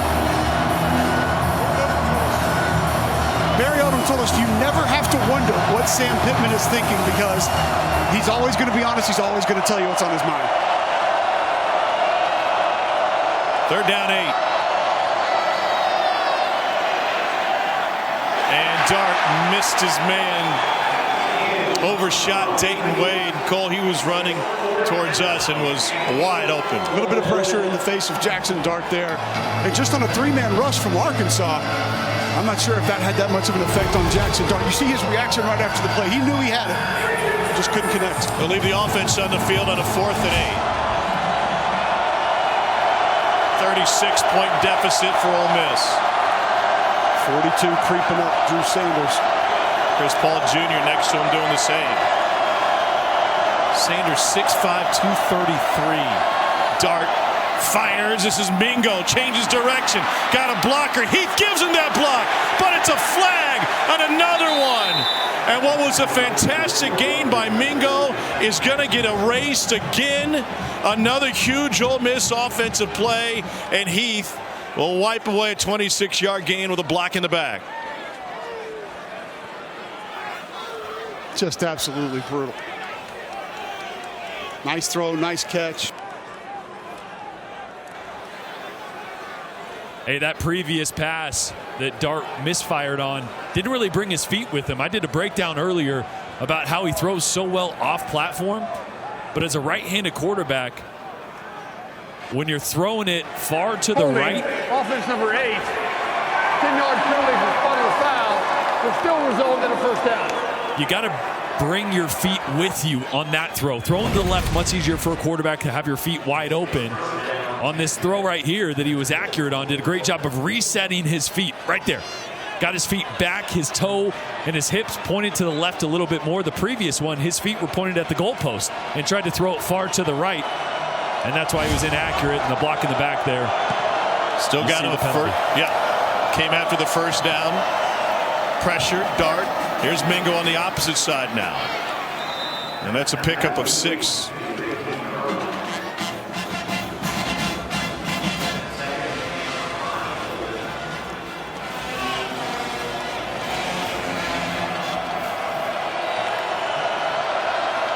Dart hands it off. And a surge forward for the first down by Zach Evans.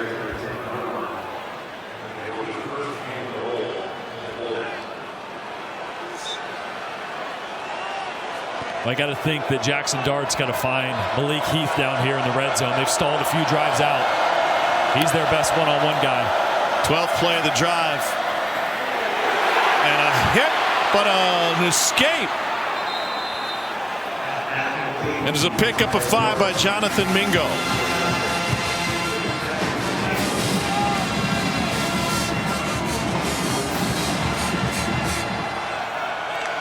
Thirteenth play of the drive. They'll run it straight ahead. No gain.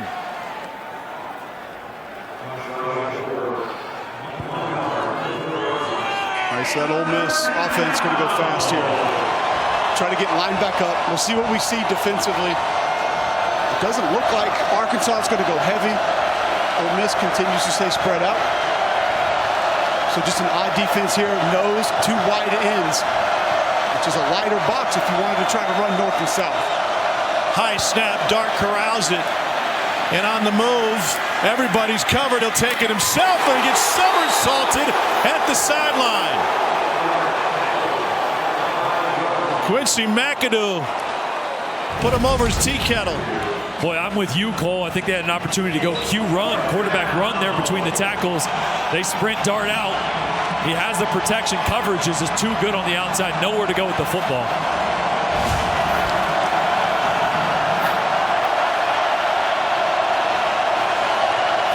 Fourth down for Ole Miss.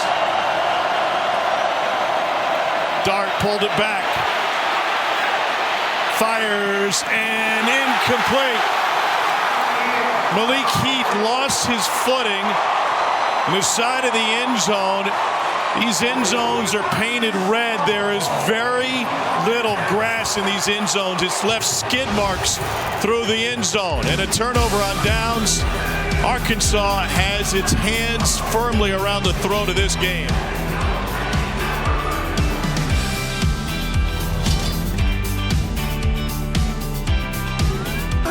We talked a little bit about the elements here at Razorback Stadium tonight. This is what should be grass, but Cole, that's like frozen tundra down there. No, it's rock hard. You see no dirt flew up at all. How smooth those cleat marks are right there. You can see why Malik Heath lost his footing.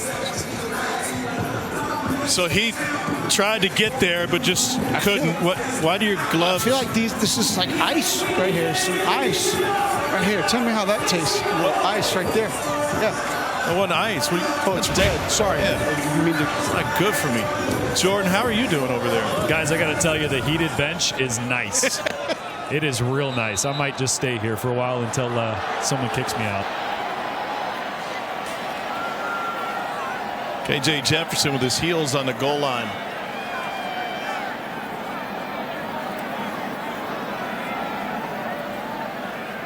Cole, I prefer just one cube.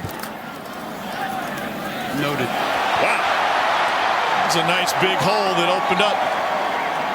That's a pickup of 13 for Rashad Dubien. I tell you what, it's almost like a little bit of a massage chair as well. It's like vibrating a little bit, and it's hot.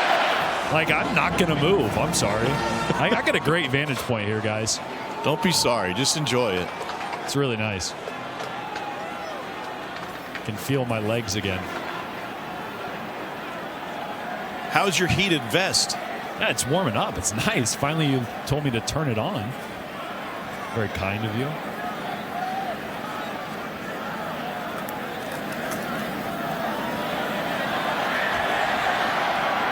A little hurdle at the end. Well, Jordan looks like he's in a tropical locale, anything but right now. It is 24 degrees here in Fayetteville, Arkansas. Feels about 90 where I'm sitting. The feels like is 23. What's your feels like right now? Yeah, about 85. What do you think? It's warm on the bench, huh? Yeah, it's nice. Making Love friends? It. You think they'll kick me off? You think they'll kick me? No? You'll vouch for me, right? Oh, yeah, I got you. We got toasted buns on one side and shirtless dudes on the other. It will. Dubinion. Ain't tackled after a pickup of 2.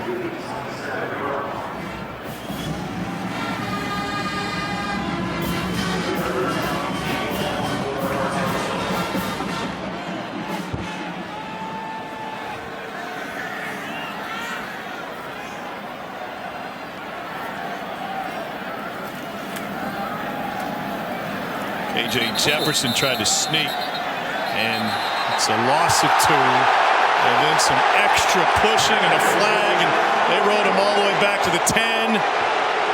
Otis Reese will draw the ire of all of those offensive linemen.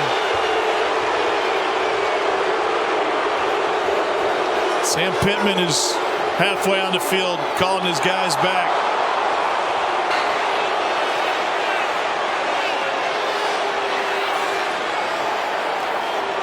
I think the official's going to have a discussion about whether or not Otis Reese is going to stay in this football game. After the play was over, personal foul, defense number 3, 15-yard penalty from the succeeding spot, automatic first down.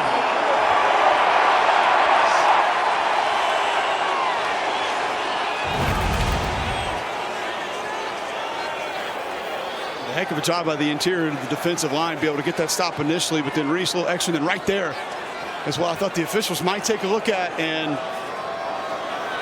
you could make the case that was a punch thrown. I will say, it looks like he's trying to punch at the ball. I know it. Yes, I agree. Probably a little late, and it looks bad from there. But as KJ's falling, I think he was trying to punch that ball out. Definitely, I've peanut seen it tilted, again. but Don't think he needs to be ejected, but yeah, when you first saw it, it looked like it was possible. Yeah, totally.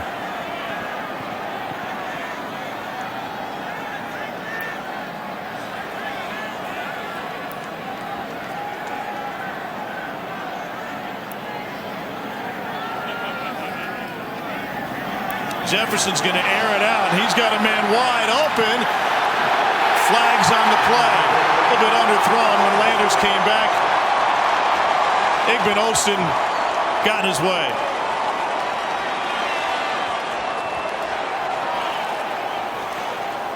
Well, KJ under a little pressure on that one too. Defense number 20, 15-yard penalty to the previous spot, automatic first down. Well, KJ does a great job of giving his big-bodied receivers a chance, but I think the pressure in his face caused him to throw this one a little bit short. And Igben-Olsen is in phase, trying to turn for the ball, but the ball is so short that Matt Landers slows down. That's why there's the contact. I think that ball is thrown accurately or out in front. Igben-Olsen's probably right in phase and makes a good play, but the underthrow there causes that pass interference. So from the 44 now, and they'll turn right back to the running game and a crawl forward for Dubinion.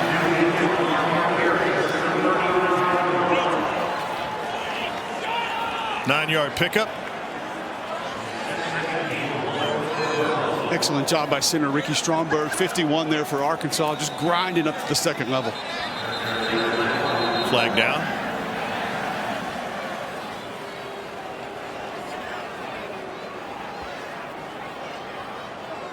Jordan, did they kick you off the bench? Offense, not all 11 players were set for a full second. 5-yard penalty. It remains second down. No, they didn't kick me off, but you know the ball's coming down this way, and I just felt I got a little nervous, you know. So I'm standing in the cold again. How do these refs keep warm? They get to run around. You got one right next to you. Just pull a Kublik and get in his way. You warm? Are you warm? No, cold? You get to move around though. 2.5 to play in the quarter. And A.J. Green taken down for no gain. Everybody fighting through the elements here. Refs included. They don't get to wear the big jackets, you know? That's the thing. Or probably the scuba suit that Cole's got on. Cole, you're really wearing a wetsuit under your civilian clothes tonight. I am. Hang 10, bro. Wheel route. Oh, just a hair behind A.J. Green. Jimmy Smith not happy on that Arkansas sideline. Missed opportunity. Had A.J. Green wide open on a little wheel route. 2 protection slants on the inside to grab that defender.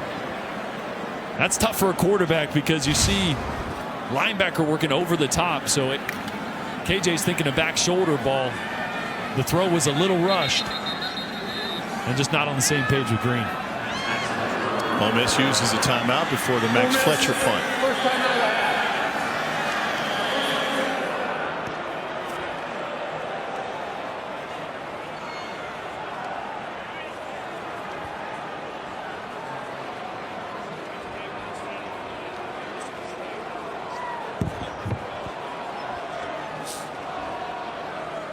Jordan, you're in front of Jackson Dart.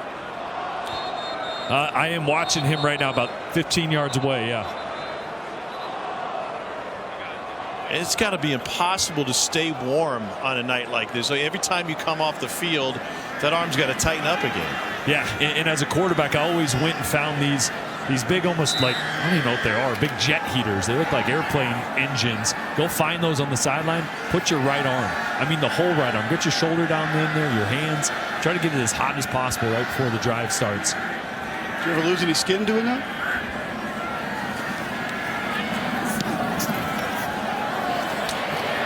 Swan will check up at the 1. Oh. I'm going to say it's at about the 3. That was beautiful. Special teams clinic put on by Max Fletcher. Like Jordan's gap wedge here. Stop, pin high.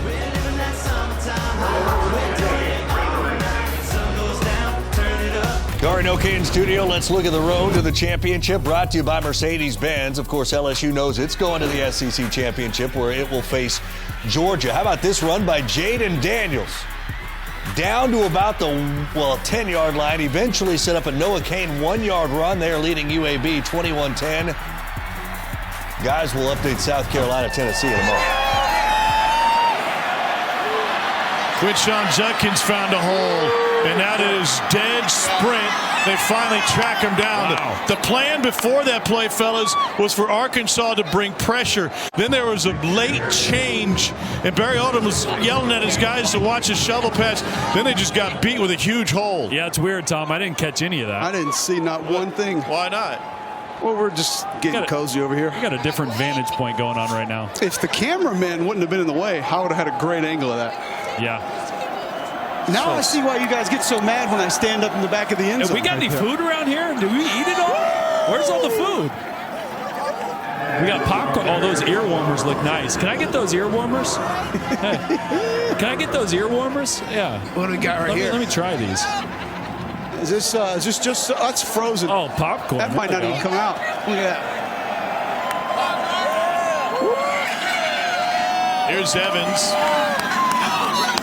Sure if you guys can see the football game from over there, or even care at this point. Sorry, what game? 9-yard game. That looks really good. Come on, baby. How do you like my ear warmer? You got any more? Come on, baby. There you go. This is the place to watch a game, I tell you what. I mean, you guys can't afford butter for your popcorn? Oh, it's not bad. It's a little salty. Can we get a Walton to help us out with that, please? Nice. You guys are not taking this seriously enough. McElroy's going to hate this. Yeah, that's right. Here's Malik Heath. A few more adult beverages. I might take this real seriously. What we got going on around here? Hey, let me see. Hey, give me some of that blanket. Some of that blanket. Oh, hey. Cole, do you have popcorn inside your shirt right now? No, I ate it. Lyman. How are you? I'm great. How are you? I love your outfit. You guys having fun? Just share it.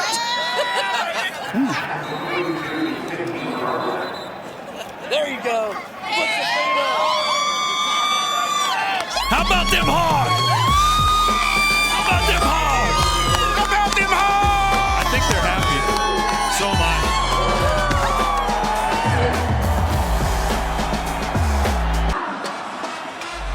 You're watching SEC Saturday Night presented by T-Mobile. All right, back to football, guys. This is a 3rd and 1 for Ole Miss.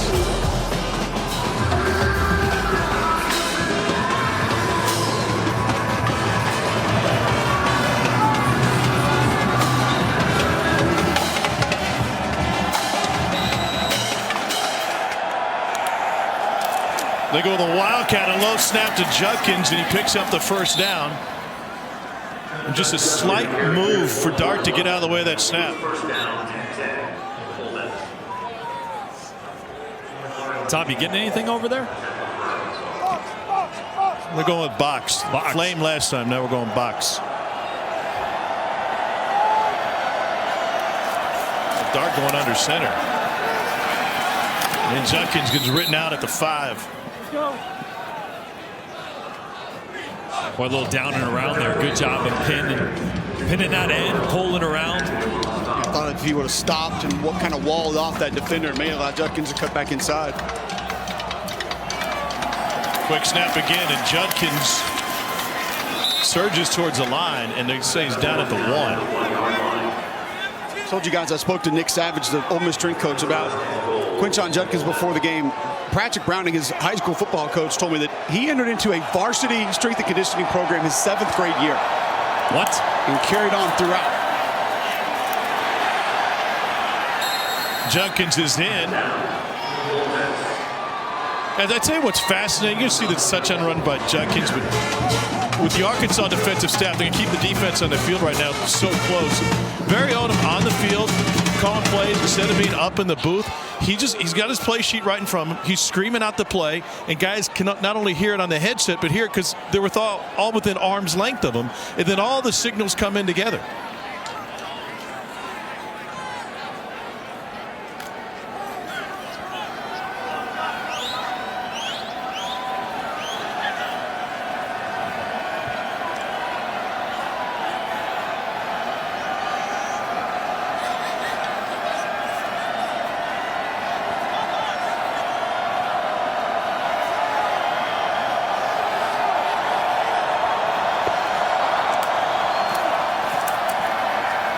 Pressure on Dart, steps up, and a fire off of Mingo's left hand. Well, Quinshon Judkins showed what he was made up on that drive for Ole Miss.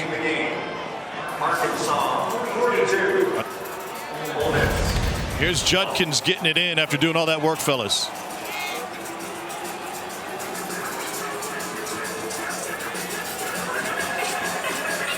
Defense helps a little bit. You see Landon Jackson slant down. Replace defender is going to come right up here, but a good block by the left tackle. Jaden Williams up on Drew Sanders allows that thing to bust loose. That was a 61-yard run that set a new Ole Miss single-season rushing record. He already had the touchdown record. 1,352 yards. He's averaging over 6 yards a carry. And Judkins and that Ole Miss record book have a little bit of Arkansas flavor of all things. I'll tell you about it after this kick.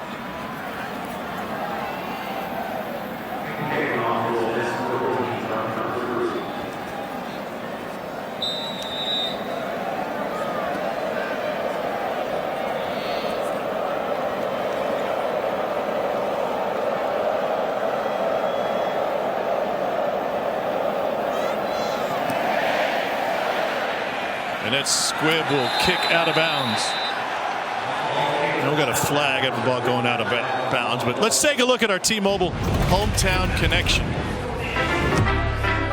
Former Ole Miss running back K.O. Dotley just saw his record get broken, single-season rushing record. Dotley was a football and basketball standout from right here in the state of Arkansas from McGee, and he was so highly recruited. His McGee High School graduation was attended by both John Vaught, then the head coach at Ole Miss, and then Bear Bryant, who was the head coach of Kentucky at the time. Not only did he lead the nation in 1949 with 1,312 yards, but that was an SEC record. The rushing record for a career stood for 48 years until our buddy Deuce McAllister broke it. Based on that piano music, sounded like they were playing in Deadwood. Apparently they played in saloons back then. Hole for Sanders. Here's how Cale Dotley's professional career came to an end. He was playing for the Bears, and he was outside of a restaurant one night in Chicago when the valet who was driving drunk pinned him between two cars. His career was over. Wow, no tips for that guy. None. He must have been pretty good because George Halas said at the time it's the best running back he had ever coached. Jeez. You know, another running back who's good. Rocket Sanders. Yeah, he's had a pretty big night, huh? Average. Completely sarcastic. Yeah. Use that sarcasm font.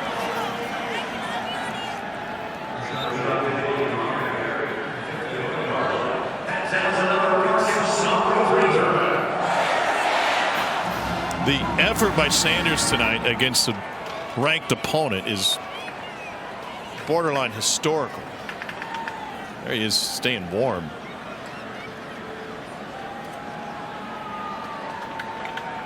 Like Jordan over there on the Ole Miss bench trying to stay toasty. Tell you what, I'm standing over here by Kendall Briles on the sideline. He's got all of his fingers taped up. Why? Like he's an old offensive lineman. Well, because he's signaling so much with his hands, counting one finger, two finger, a bunch of that. He wants these guys from the sideline to be able to see a little more clearly, I think, what he's doing exactly. It's kind of like a catcher, yeah, right?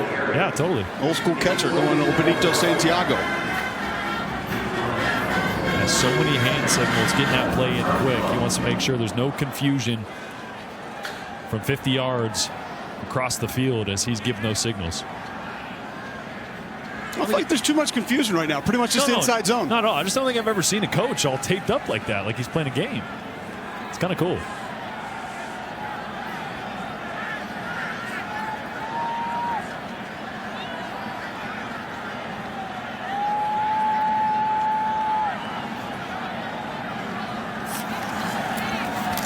Kendall told us that the coldest he'd ever been in a football game was years ago when they were playing at Oklahoma State. And one of the guys on the staff was from Pennsylvania, and he swore by a lotion that would kind of keep your body heat towards your skin. And so he said, I didn't layer up, and we poured all this lotion all over our body thinking that this was going to work. He goes, I was freezing. It was the dumbest move I'd ever made. And if the Pennsylvania guy was kept warm by the lotion or cold, he wouldn't let anybody in on it. He said, no, it's perfectly fine. It worked for me. Seems like a bad idea. And you just feel like if you put clothes on after that, it's going to be damp. And then you never get dry and you never warm. It's a terrible idea. They need one of these banded heated vests. False start. Offense number 70. You should have seen me. My flight took 5 hours to get here, by the way, which was crazy. So I didn't have time to go to the hotel to change. Did you fly here from London? No, I didn't. I flew here from, where was I this You're in Columbia, South Carolina. Columbia, South Carolina. Crazy game right now. But I changed in the B unit, our big truck there, and behind a curtain, and my feet were still kind of sweaty, so I was kicking them to try to dry them off before I put my wool socks on. I didn't want to start the night with wet feet. And they were a little sweaty for one reason or another. Probably all that running through the parking lot to get here. You left footprints from soggy feet in the B unit? I did. Apologies to our team in there right now. I have to put a bath mat down in there. I might have left the socks in there now that I think about it.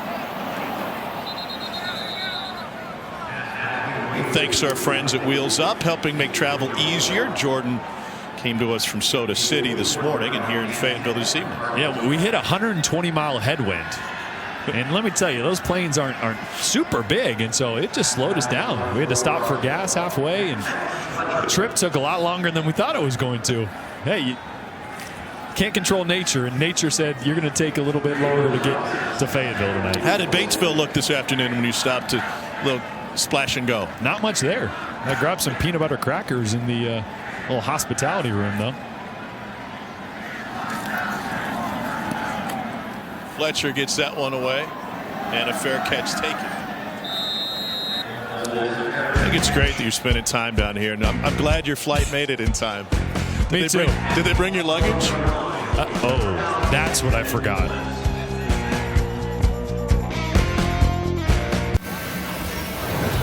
Well, how about the Razorbacks and their defensive effort tonight? Well, sure. And it showed tonight. This Arkansas Razorback defense, Drew Sanders and the gang have been in the backfield in Jackson Dart's face. Sanders even grabbed one from him. I mean, it has been dominating on both sides of the ball tonight for the Razorbacks. Pressure straight up the middle of Poole. Dart gets bumped from the backside, but somehow escapes. And he's able to scramble for a first down. Bumper Poole came on it, blitz right up the middle. The way Arkansas runs a lot of their pressures, Mikey Shearer was telling me, they just run straight at the guards, and someone's got to make a move. And on senior night, Bumper Poole is not coming out of this game anytime soon, it feels like. No, not at all. And that's especially relevant against Ole Miss because of all the misdirection side to side. They go, you just want to get north and south, blow it up, as they did right there. Cole, what are you doing? Trying to stay loose, warm up a little bit. It's not the Peloton, but it'll work. You trying to PR there? I'm not going to get a PR. Legs are half numb, knees are frozen solid. I got to get that grilled cheese out of me from Hammer-Trees the other day. That's pretty good. Malik Heath picks up a few. Whose helmet is that? Yeah, throw that on. That's a little dingy. You actually look a little out of breath. Is that because it's cold or? No, it's because my legs are numb. Legs is. These guys like it. Like, oh, okay, come to the heater. Let's go check it out. These guys are all happy. Of course they're in a good mood. Yeah. On third down. Okay. Zach Evans finds a few extra. Cole, ask him if they'll let you borrow a cape. A cape? No, we're good. Oh, yeah, this is like one of those jet rockets. That's just shooting the heat out. If you ever that thing's great, man. Can we get some body heat? Oh, hey, it is so nice. No, close it up. Close it up. Here's how they sound. There's a huge hole for Evans. He's off and running. Cole just lit his microphone He'll take it in on for fire. 48 yards out. His mic is on fire.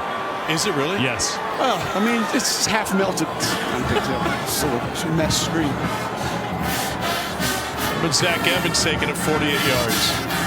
Wow, he's so dynamic. This is that 1-2 punch they have with Quinshon Judkins. This is what he does so well. One stick, get north and south, hit it with speed. And you mentioned, Tom, these linebackers will get aggressive going downhill. When you do that, if you pick the wrong gap or you get out of a gap, that's when Evans and a running back can gash you like that.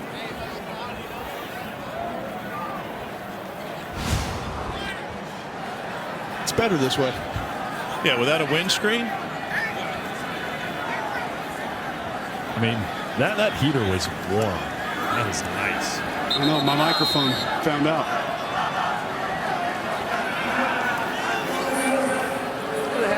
Ole Miss will use a timeout. 30-second timeout.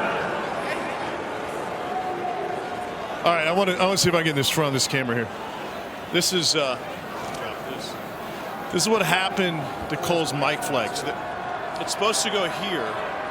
He got it too close. Pardon me, the windscreen. I'm frozen. He got too close to the fire. Cole's the kind of guy that if you're trying to like put a marshmallow over the flame, he can't just get it toasted on the edges. He puts it all the way in until the whole thing turns into a giant flamethrower. Cole, you ruined the windscreen. We're going to take it out of your paycheck. Okay, 59 cents. You got it. Yeah, you're not getting paid for this Charge game. me for a whole pack. All right. The people at home wanted to know what the giant engine heater sounds like. It's loud, man. And now it That thing smells works. like burnt hair.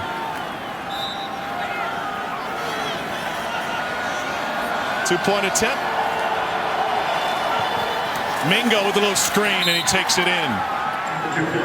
They ran that play to great success last week against Alabama. This time it goes for a 2-point conversion.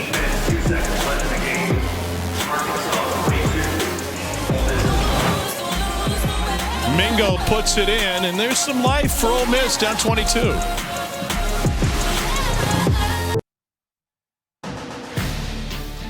SEC Saturday Night is presented by T-Mobile, bringing 5G to hometowns across the SEC. Well, Rocket Sanders is having a monster night for Arkansas. And over to the folks with the nice tickets, too. It's a historical night for Sanders, what he's been able to accomplish tonight. And they're going to line up for an onside kick.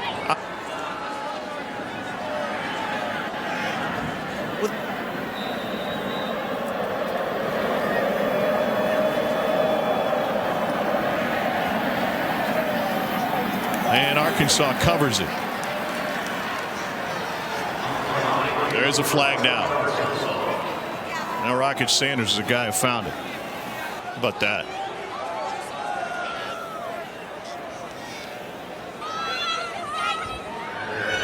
Here's what I was alluding to. Second player in the last quarter century, 200 rush yards and 3 rushing touchdowns versus a ranked opponent. The only other one was a man who wore number 5, Darren McFadden. You think about how good this Arkansas running game was last year. Best running team in the Power 5. The ball not going 10 yards prior to contact. 5-yard penalty from the dead ball spot. First down. 228 yards a game last year rushing. That was the most since McFadden and Felix Jones combined for a school record 3,700 yards. Cole, we can talk a lot about how great the running game has been, but it seems silly not to mention this offensive line when we do so. Like I said, they played great football, a little bit inconsistent in the 2 games leading up to this, but all in all, it's a group that's played a lot of ball together. They play well together, well coached as well. Cody Kennedy, the offensive line coach for Arkansas. Sanders try to find the edge and try to stay in bounds. Well, both teams have gotten it done on the ground tonight. Look at these numbers. Ole Miss 375 on the ground with over 200 in the second half. Second FBS game this season, both teams have rushed for over 300 yards. And we had teams win games today, guys, in college football. Navy won a game without completing a pass. Indiana won, and they completed only 2 passes today. It's like everybody's a service academy these days. If you have the guys who can get it done, go for it.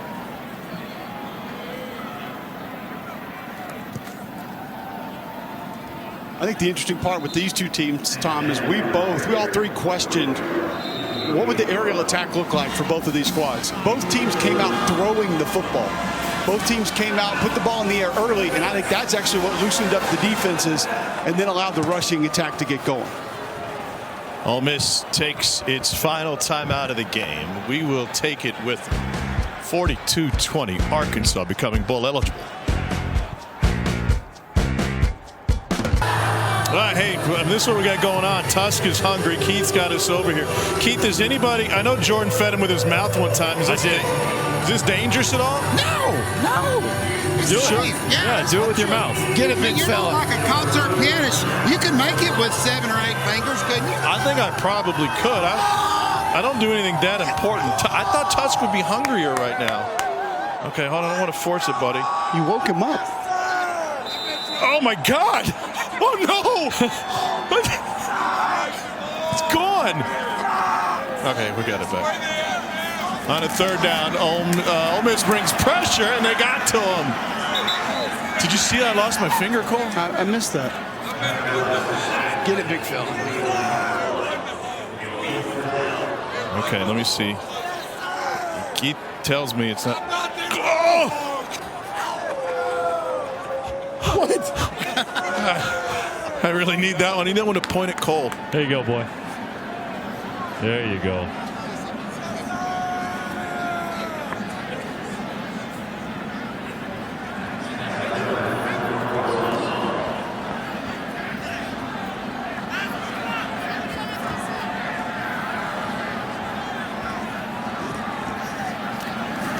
Fletcher.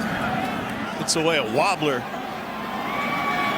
And a fair catch taken about the 14-yard line. We have 6 minutes and 16 seconds till we get some soup. I can't wait. It's been fun down here, though. I wish everybody sitting at home could experience a football game down the sidelines. The speed, the size, it is so different than watching it on TV. Sitting in the stands with the rich folks eating their popcorn. Having some popcorn, a couple adult bevies. Was it at least truffle popcorn or something fancy? No, not even butter. Amazing. The other thing you get a feel for that you just can't get watching on TV, or usually are up in the booth, is the emotion of the game, right? Yeah. The thrill, the agony, to borrow a line, the disappointment. That big touchdown run in the third quarter just ripped the heart out of the Ole Miss team. And I was right there as Rocket crossed the goal line and seeing the look of rejection, the look of disappointment in the face of the defenders, like just, it was helpless. Like, couldn't do anything. And now Sam Pittman, they're at 42-20, and he is giving it to the refs right now. Not happy.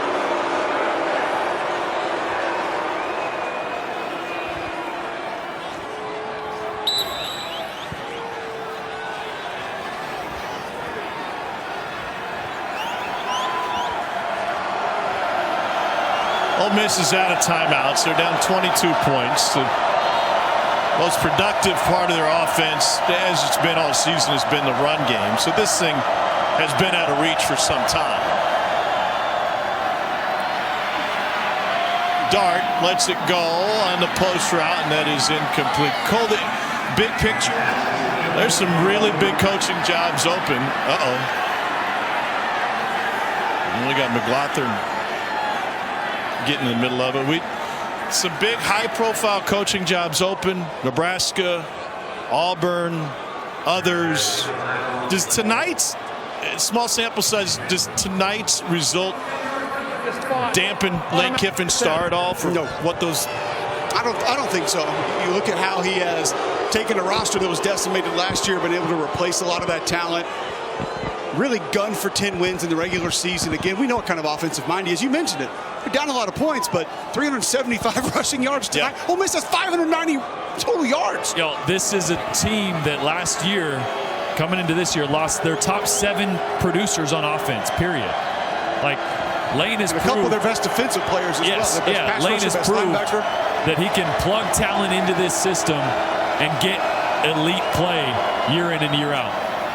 So in this era, and here's Judkins, in this era when athletic directors are considering bringing in a new coach, is it fair for them to also consider which players he may bring with him? 100%. That's the era, the transfer portal era that we live in now. Look what Lincoln Riley was able to do at USC. You go get Lincoln Riley because of Lincoln Riley. You also know there's a good chance he's bringing his big-time quarterback with him. He's going to bring a Heisman candidate with him to play quarterback. You don't do it because of that, because you're not going to have that player for very long or those players very long. Right. But I think it also shows you that super talented players are going to go where that coach is.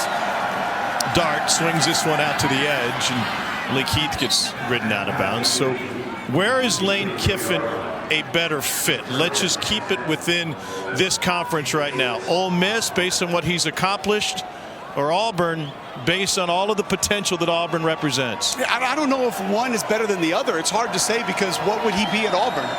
Auburn has their NIL situation on to victory, is ready to roll. He's got that intact.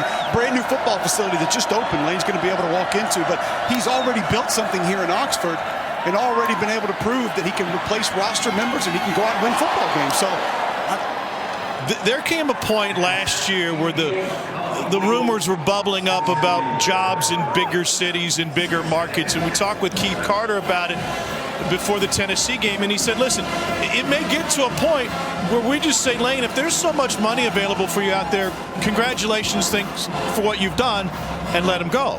And that's the situation that you're in right now, because the money for these coaches that's getting thrown around is crazy. But I would say he has built something here, but the future and longevity in this sport because of NIL is in those collectives. And so as a coach, if you're thinking down the road, how can I sustain success? You want to go somewhere where they got a bankroll ready for you to go get who you need. Until something changes, that's the biggest and quickest way to compete for a national championship. 3rd and short now for this Ole Miss offense, which under Lane Kiffin has been one of the best offenses in all of college football.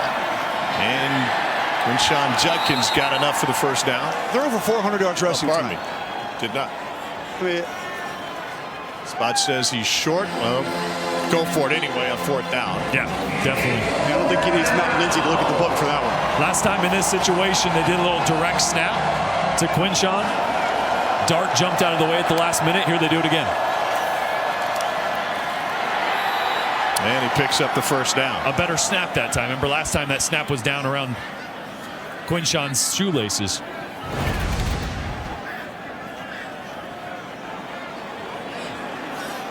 When you got a guy like Quinshon Judkins, this guy can do everything for you. Is it fair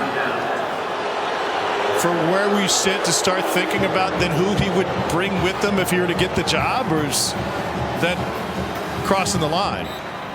I mean, it's relevant. That's what would happen. I mean, you think of all the good ball Jackson Dart's put together this year and all the good ball he has ahead of him. I think if Lane was going to go anywhere, that'd be a conversation, right? Flag down after that carry again by Judkins. I will say, though, Ole Miss has turned themselves into a little bit of a destination as well. I mean, if they lose Lane Kiffin for whatever reason, they're going to swing big as well, and they might land somebody big because of what Lane has started to build here.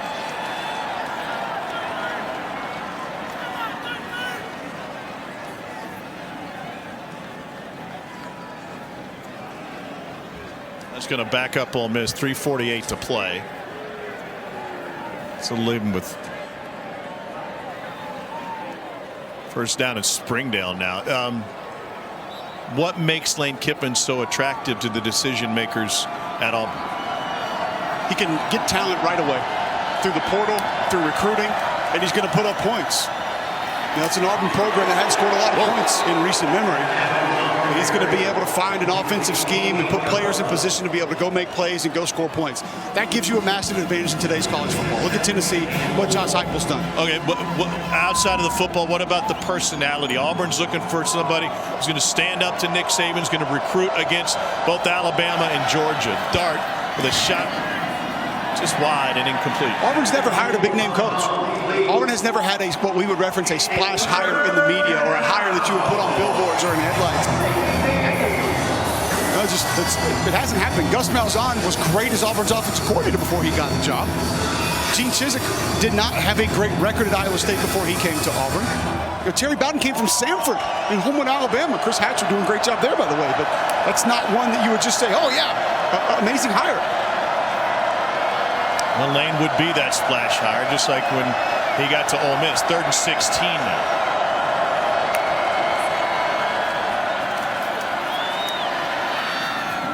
And just wide.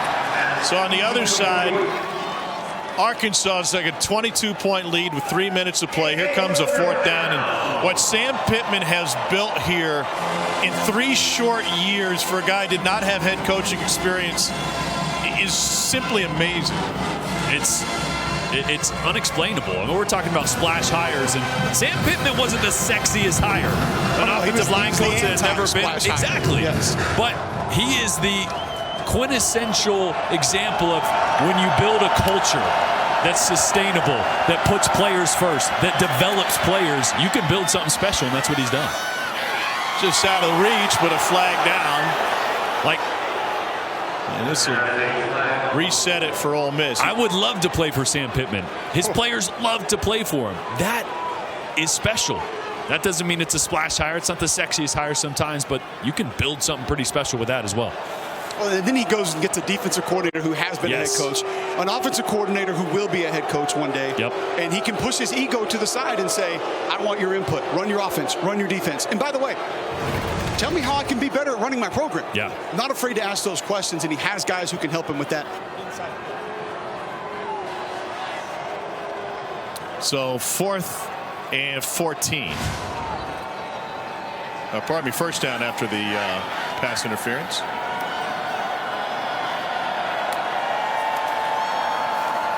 Dart to the slant. Great hands and a touchdown for Ole Miss. 13-yard strike to Malik Heath. That's the best ball Jackson Dart has thrown all night. He's been just a little off on some of these deep throws, a little off on some of the RPOs. That time a little RPO action with the post behind it, short post behind it, and he put that one right on the money, right in stride, right out in front. And that was that shortstop turning too. We talked about Lane Kiffin wanting a shortstop at quarterback.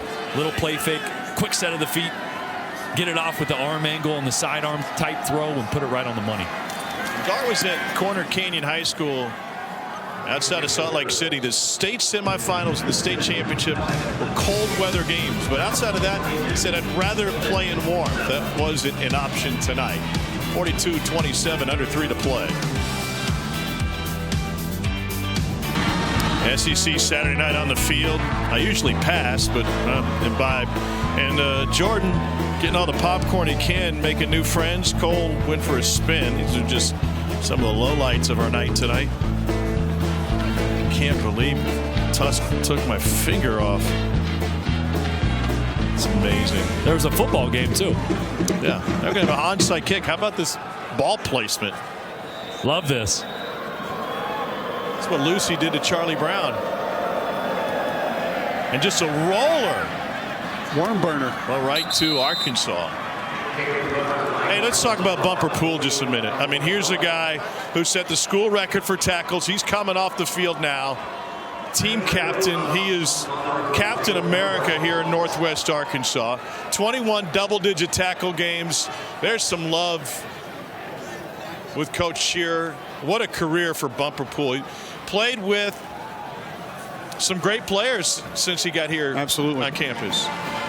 But he would be the first one to tell you that he wasn't a great player when he got here, which is why Barry Odom told us his career exactly the way you would want to see a college football career go. A young man who came in, had to work, had to develop, had to spend extra time in the film room, had to spend extra time with his position coaches to try to develop his game and get better, and he did it. And he did a lot of it on his own. I thought the coolest thing, Tom, you asked him, what would you tell your freshman self now at this age? What advice would you give yourself as a freshman? And he said, I don't think it would matter because I wouldn't listen to it. Which is so real. It's so true. And to have that awareness, that presence to say, I could probably go give freshman me some really good advice, but freshman me wasn't going to listen to it. So who cares? He's had his sister around the program since he's been here. She's now the director of on-campus recruiting. And he said, you know, she's got that mother hen about her. She's always, even to this day, taking care of me. The whole family on the field pregame. Here's Bumper Pool. Love you, man. Proud of you. Let's go get bowl eligible. No, hell, you did more than I did. You did more for me than I ever could for you. Love you. I mean, that's Sam Pittman right there. I mean, that's why you would want to play for him. I just saw Bumper Pool run over to the heater over there, and he's looking around. I was like, how'd that feel? He goes, pretty special. He's like, it's not going to hit me. Doesn't hit me right now. It's going to hit me later, but I've been through some stuff here. Yep. It'll hit him later. No to have it finish like this, he's like, that was special. Your last one at home, and Jordan, you know this. The last one at home is just that's tough, man. It's awesome. It's cool. It's hard. It's miserable. And then right about now, you left in my career here at home. So many memories. And I tell you, every college football coach in America would want a guy like Bumper Pool right now. Every single one of them. Is that all that mattered tonight? That's all that mattered. Get the win, senior night. Can't ask for anything else. Now you can get emotional, all right? You get under a minute, so you can let the emotions take over, or no? No, I'm going to suck in the joy of winning first. Before I let you go, this coaching staff, Mikey Shearer, Barry Odom, Sam Pittman, what have they meant to you in your playing career? Everything. They changed the entire program around from where we started to go out here on senior night, beat Ole Miss, a team that's, 11 in the country. Can't beat it. Congratulations. Thank you. Every coach in America wants a guy like that. Yeah. We asked him about, Sam Pittman told us some of the slogans he was trying to come up with, and Bumper Pool comes up to talk to us, and he said, you asked him, what'd you think about that? And he said, stupid. You remember a couple years ago, they beat Colorado State, and they introduced Club Dub, where they turned the locker room into a dance party. And he said afterwards, a year later, after the previous regime had left, he said, that's the dumbest thing ever. We're supposed to win games. We don't need to fake it. He is all about By the way, this hit me yesterday. He's the most Cole Kublik player I've ever met. He is straight meat and potatoes. I don't care. Get out of the way. Let me play ball.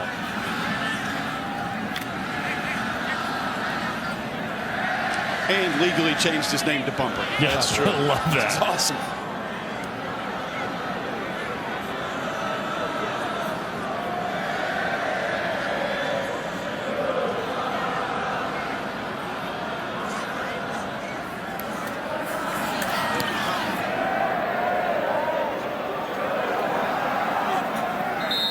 By the way, if you didn't have an appreciation for how hard it is to catch a punt, four dudes running down your throat, that's a pretty good example this close to it. That thing goes so high.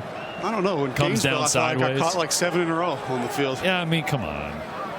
Those Some of them real one-handed. punts. Yeah.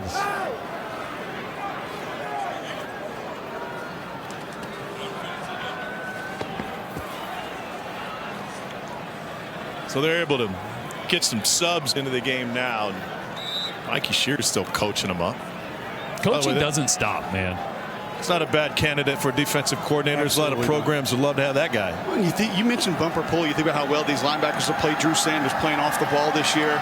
Michael Shear was a pretty good college linebacker. Barry Odom was a pretty good college linebacker. You have that type of linebacker intellect that's coaching you every day. It's not a total surprise that that group has played the way that they have. It's going to be tough to hold on to him. I don't think there's any doubt. Yeah, tell him, Tom. Yeah, get him, back him up, Mikey. He backed up. Get down! Get down! No, that's all bad. Fuck that. We got flags down, and Mingo couldn't quite bring it in. You saw that chip by Evans, Jordan? Yeah. Yikes. What did he say? He was just happy the flag was on them. Yeah.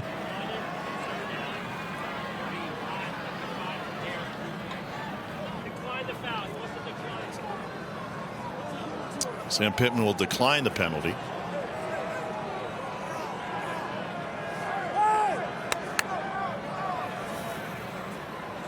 How about the chip? That's a whole bag. Full slab. Full slab? Full slab. But when it's the chip, it's kind of like the whole bag. Okay. I just invented a new one, right? When it's the running back and he's chipping. Yeah. I'll allow it. That's nachos.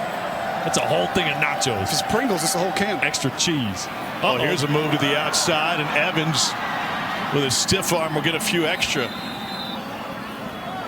39-yard run. I mean, it's crazy. Ole Miss has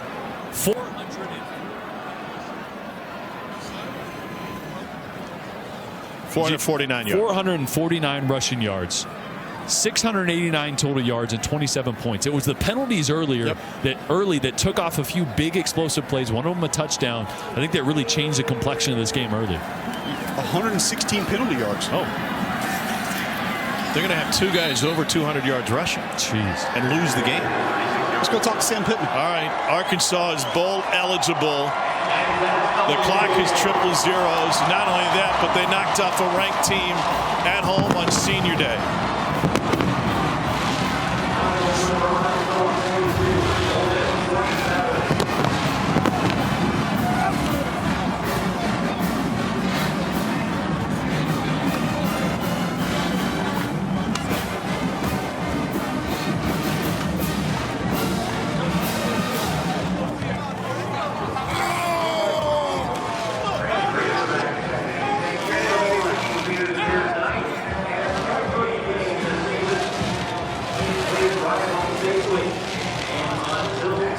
Coach Pittman, I want to start with this.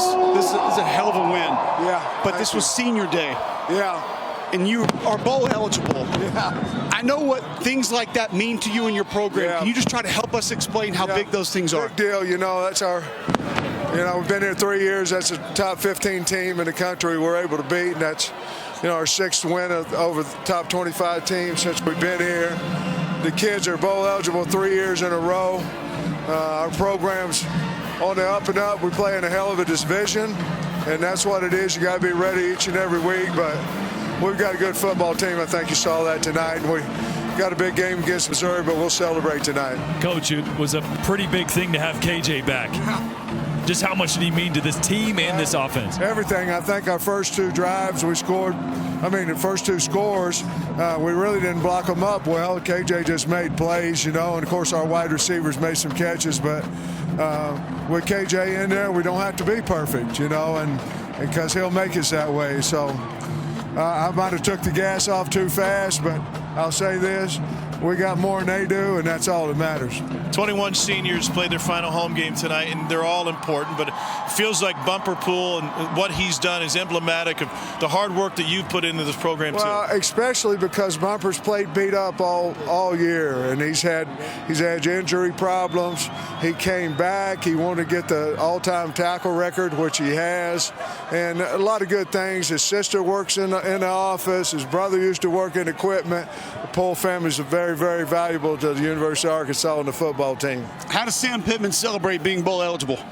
Well, I believe I'm going to have my old cold beer. And that's kind of what I like to do, Do you need any company?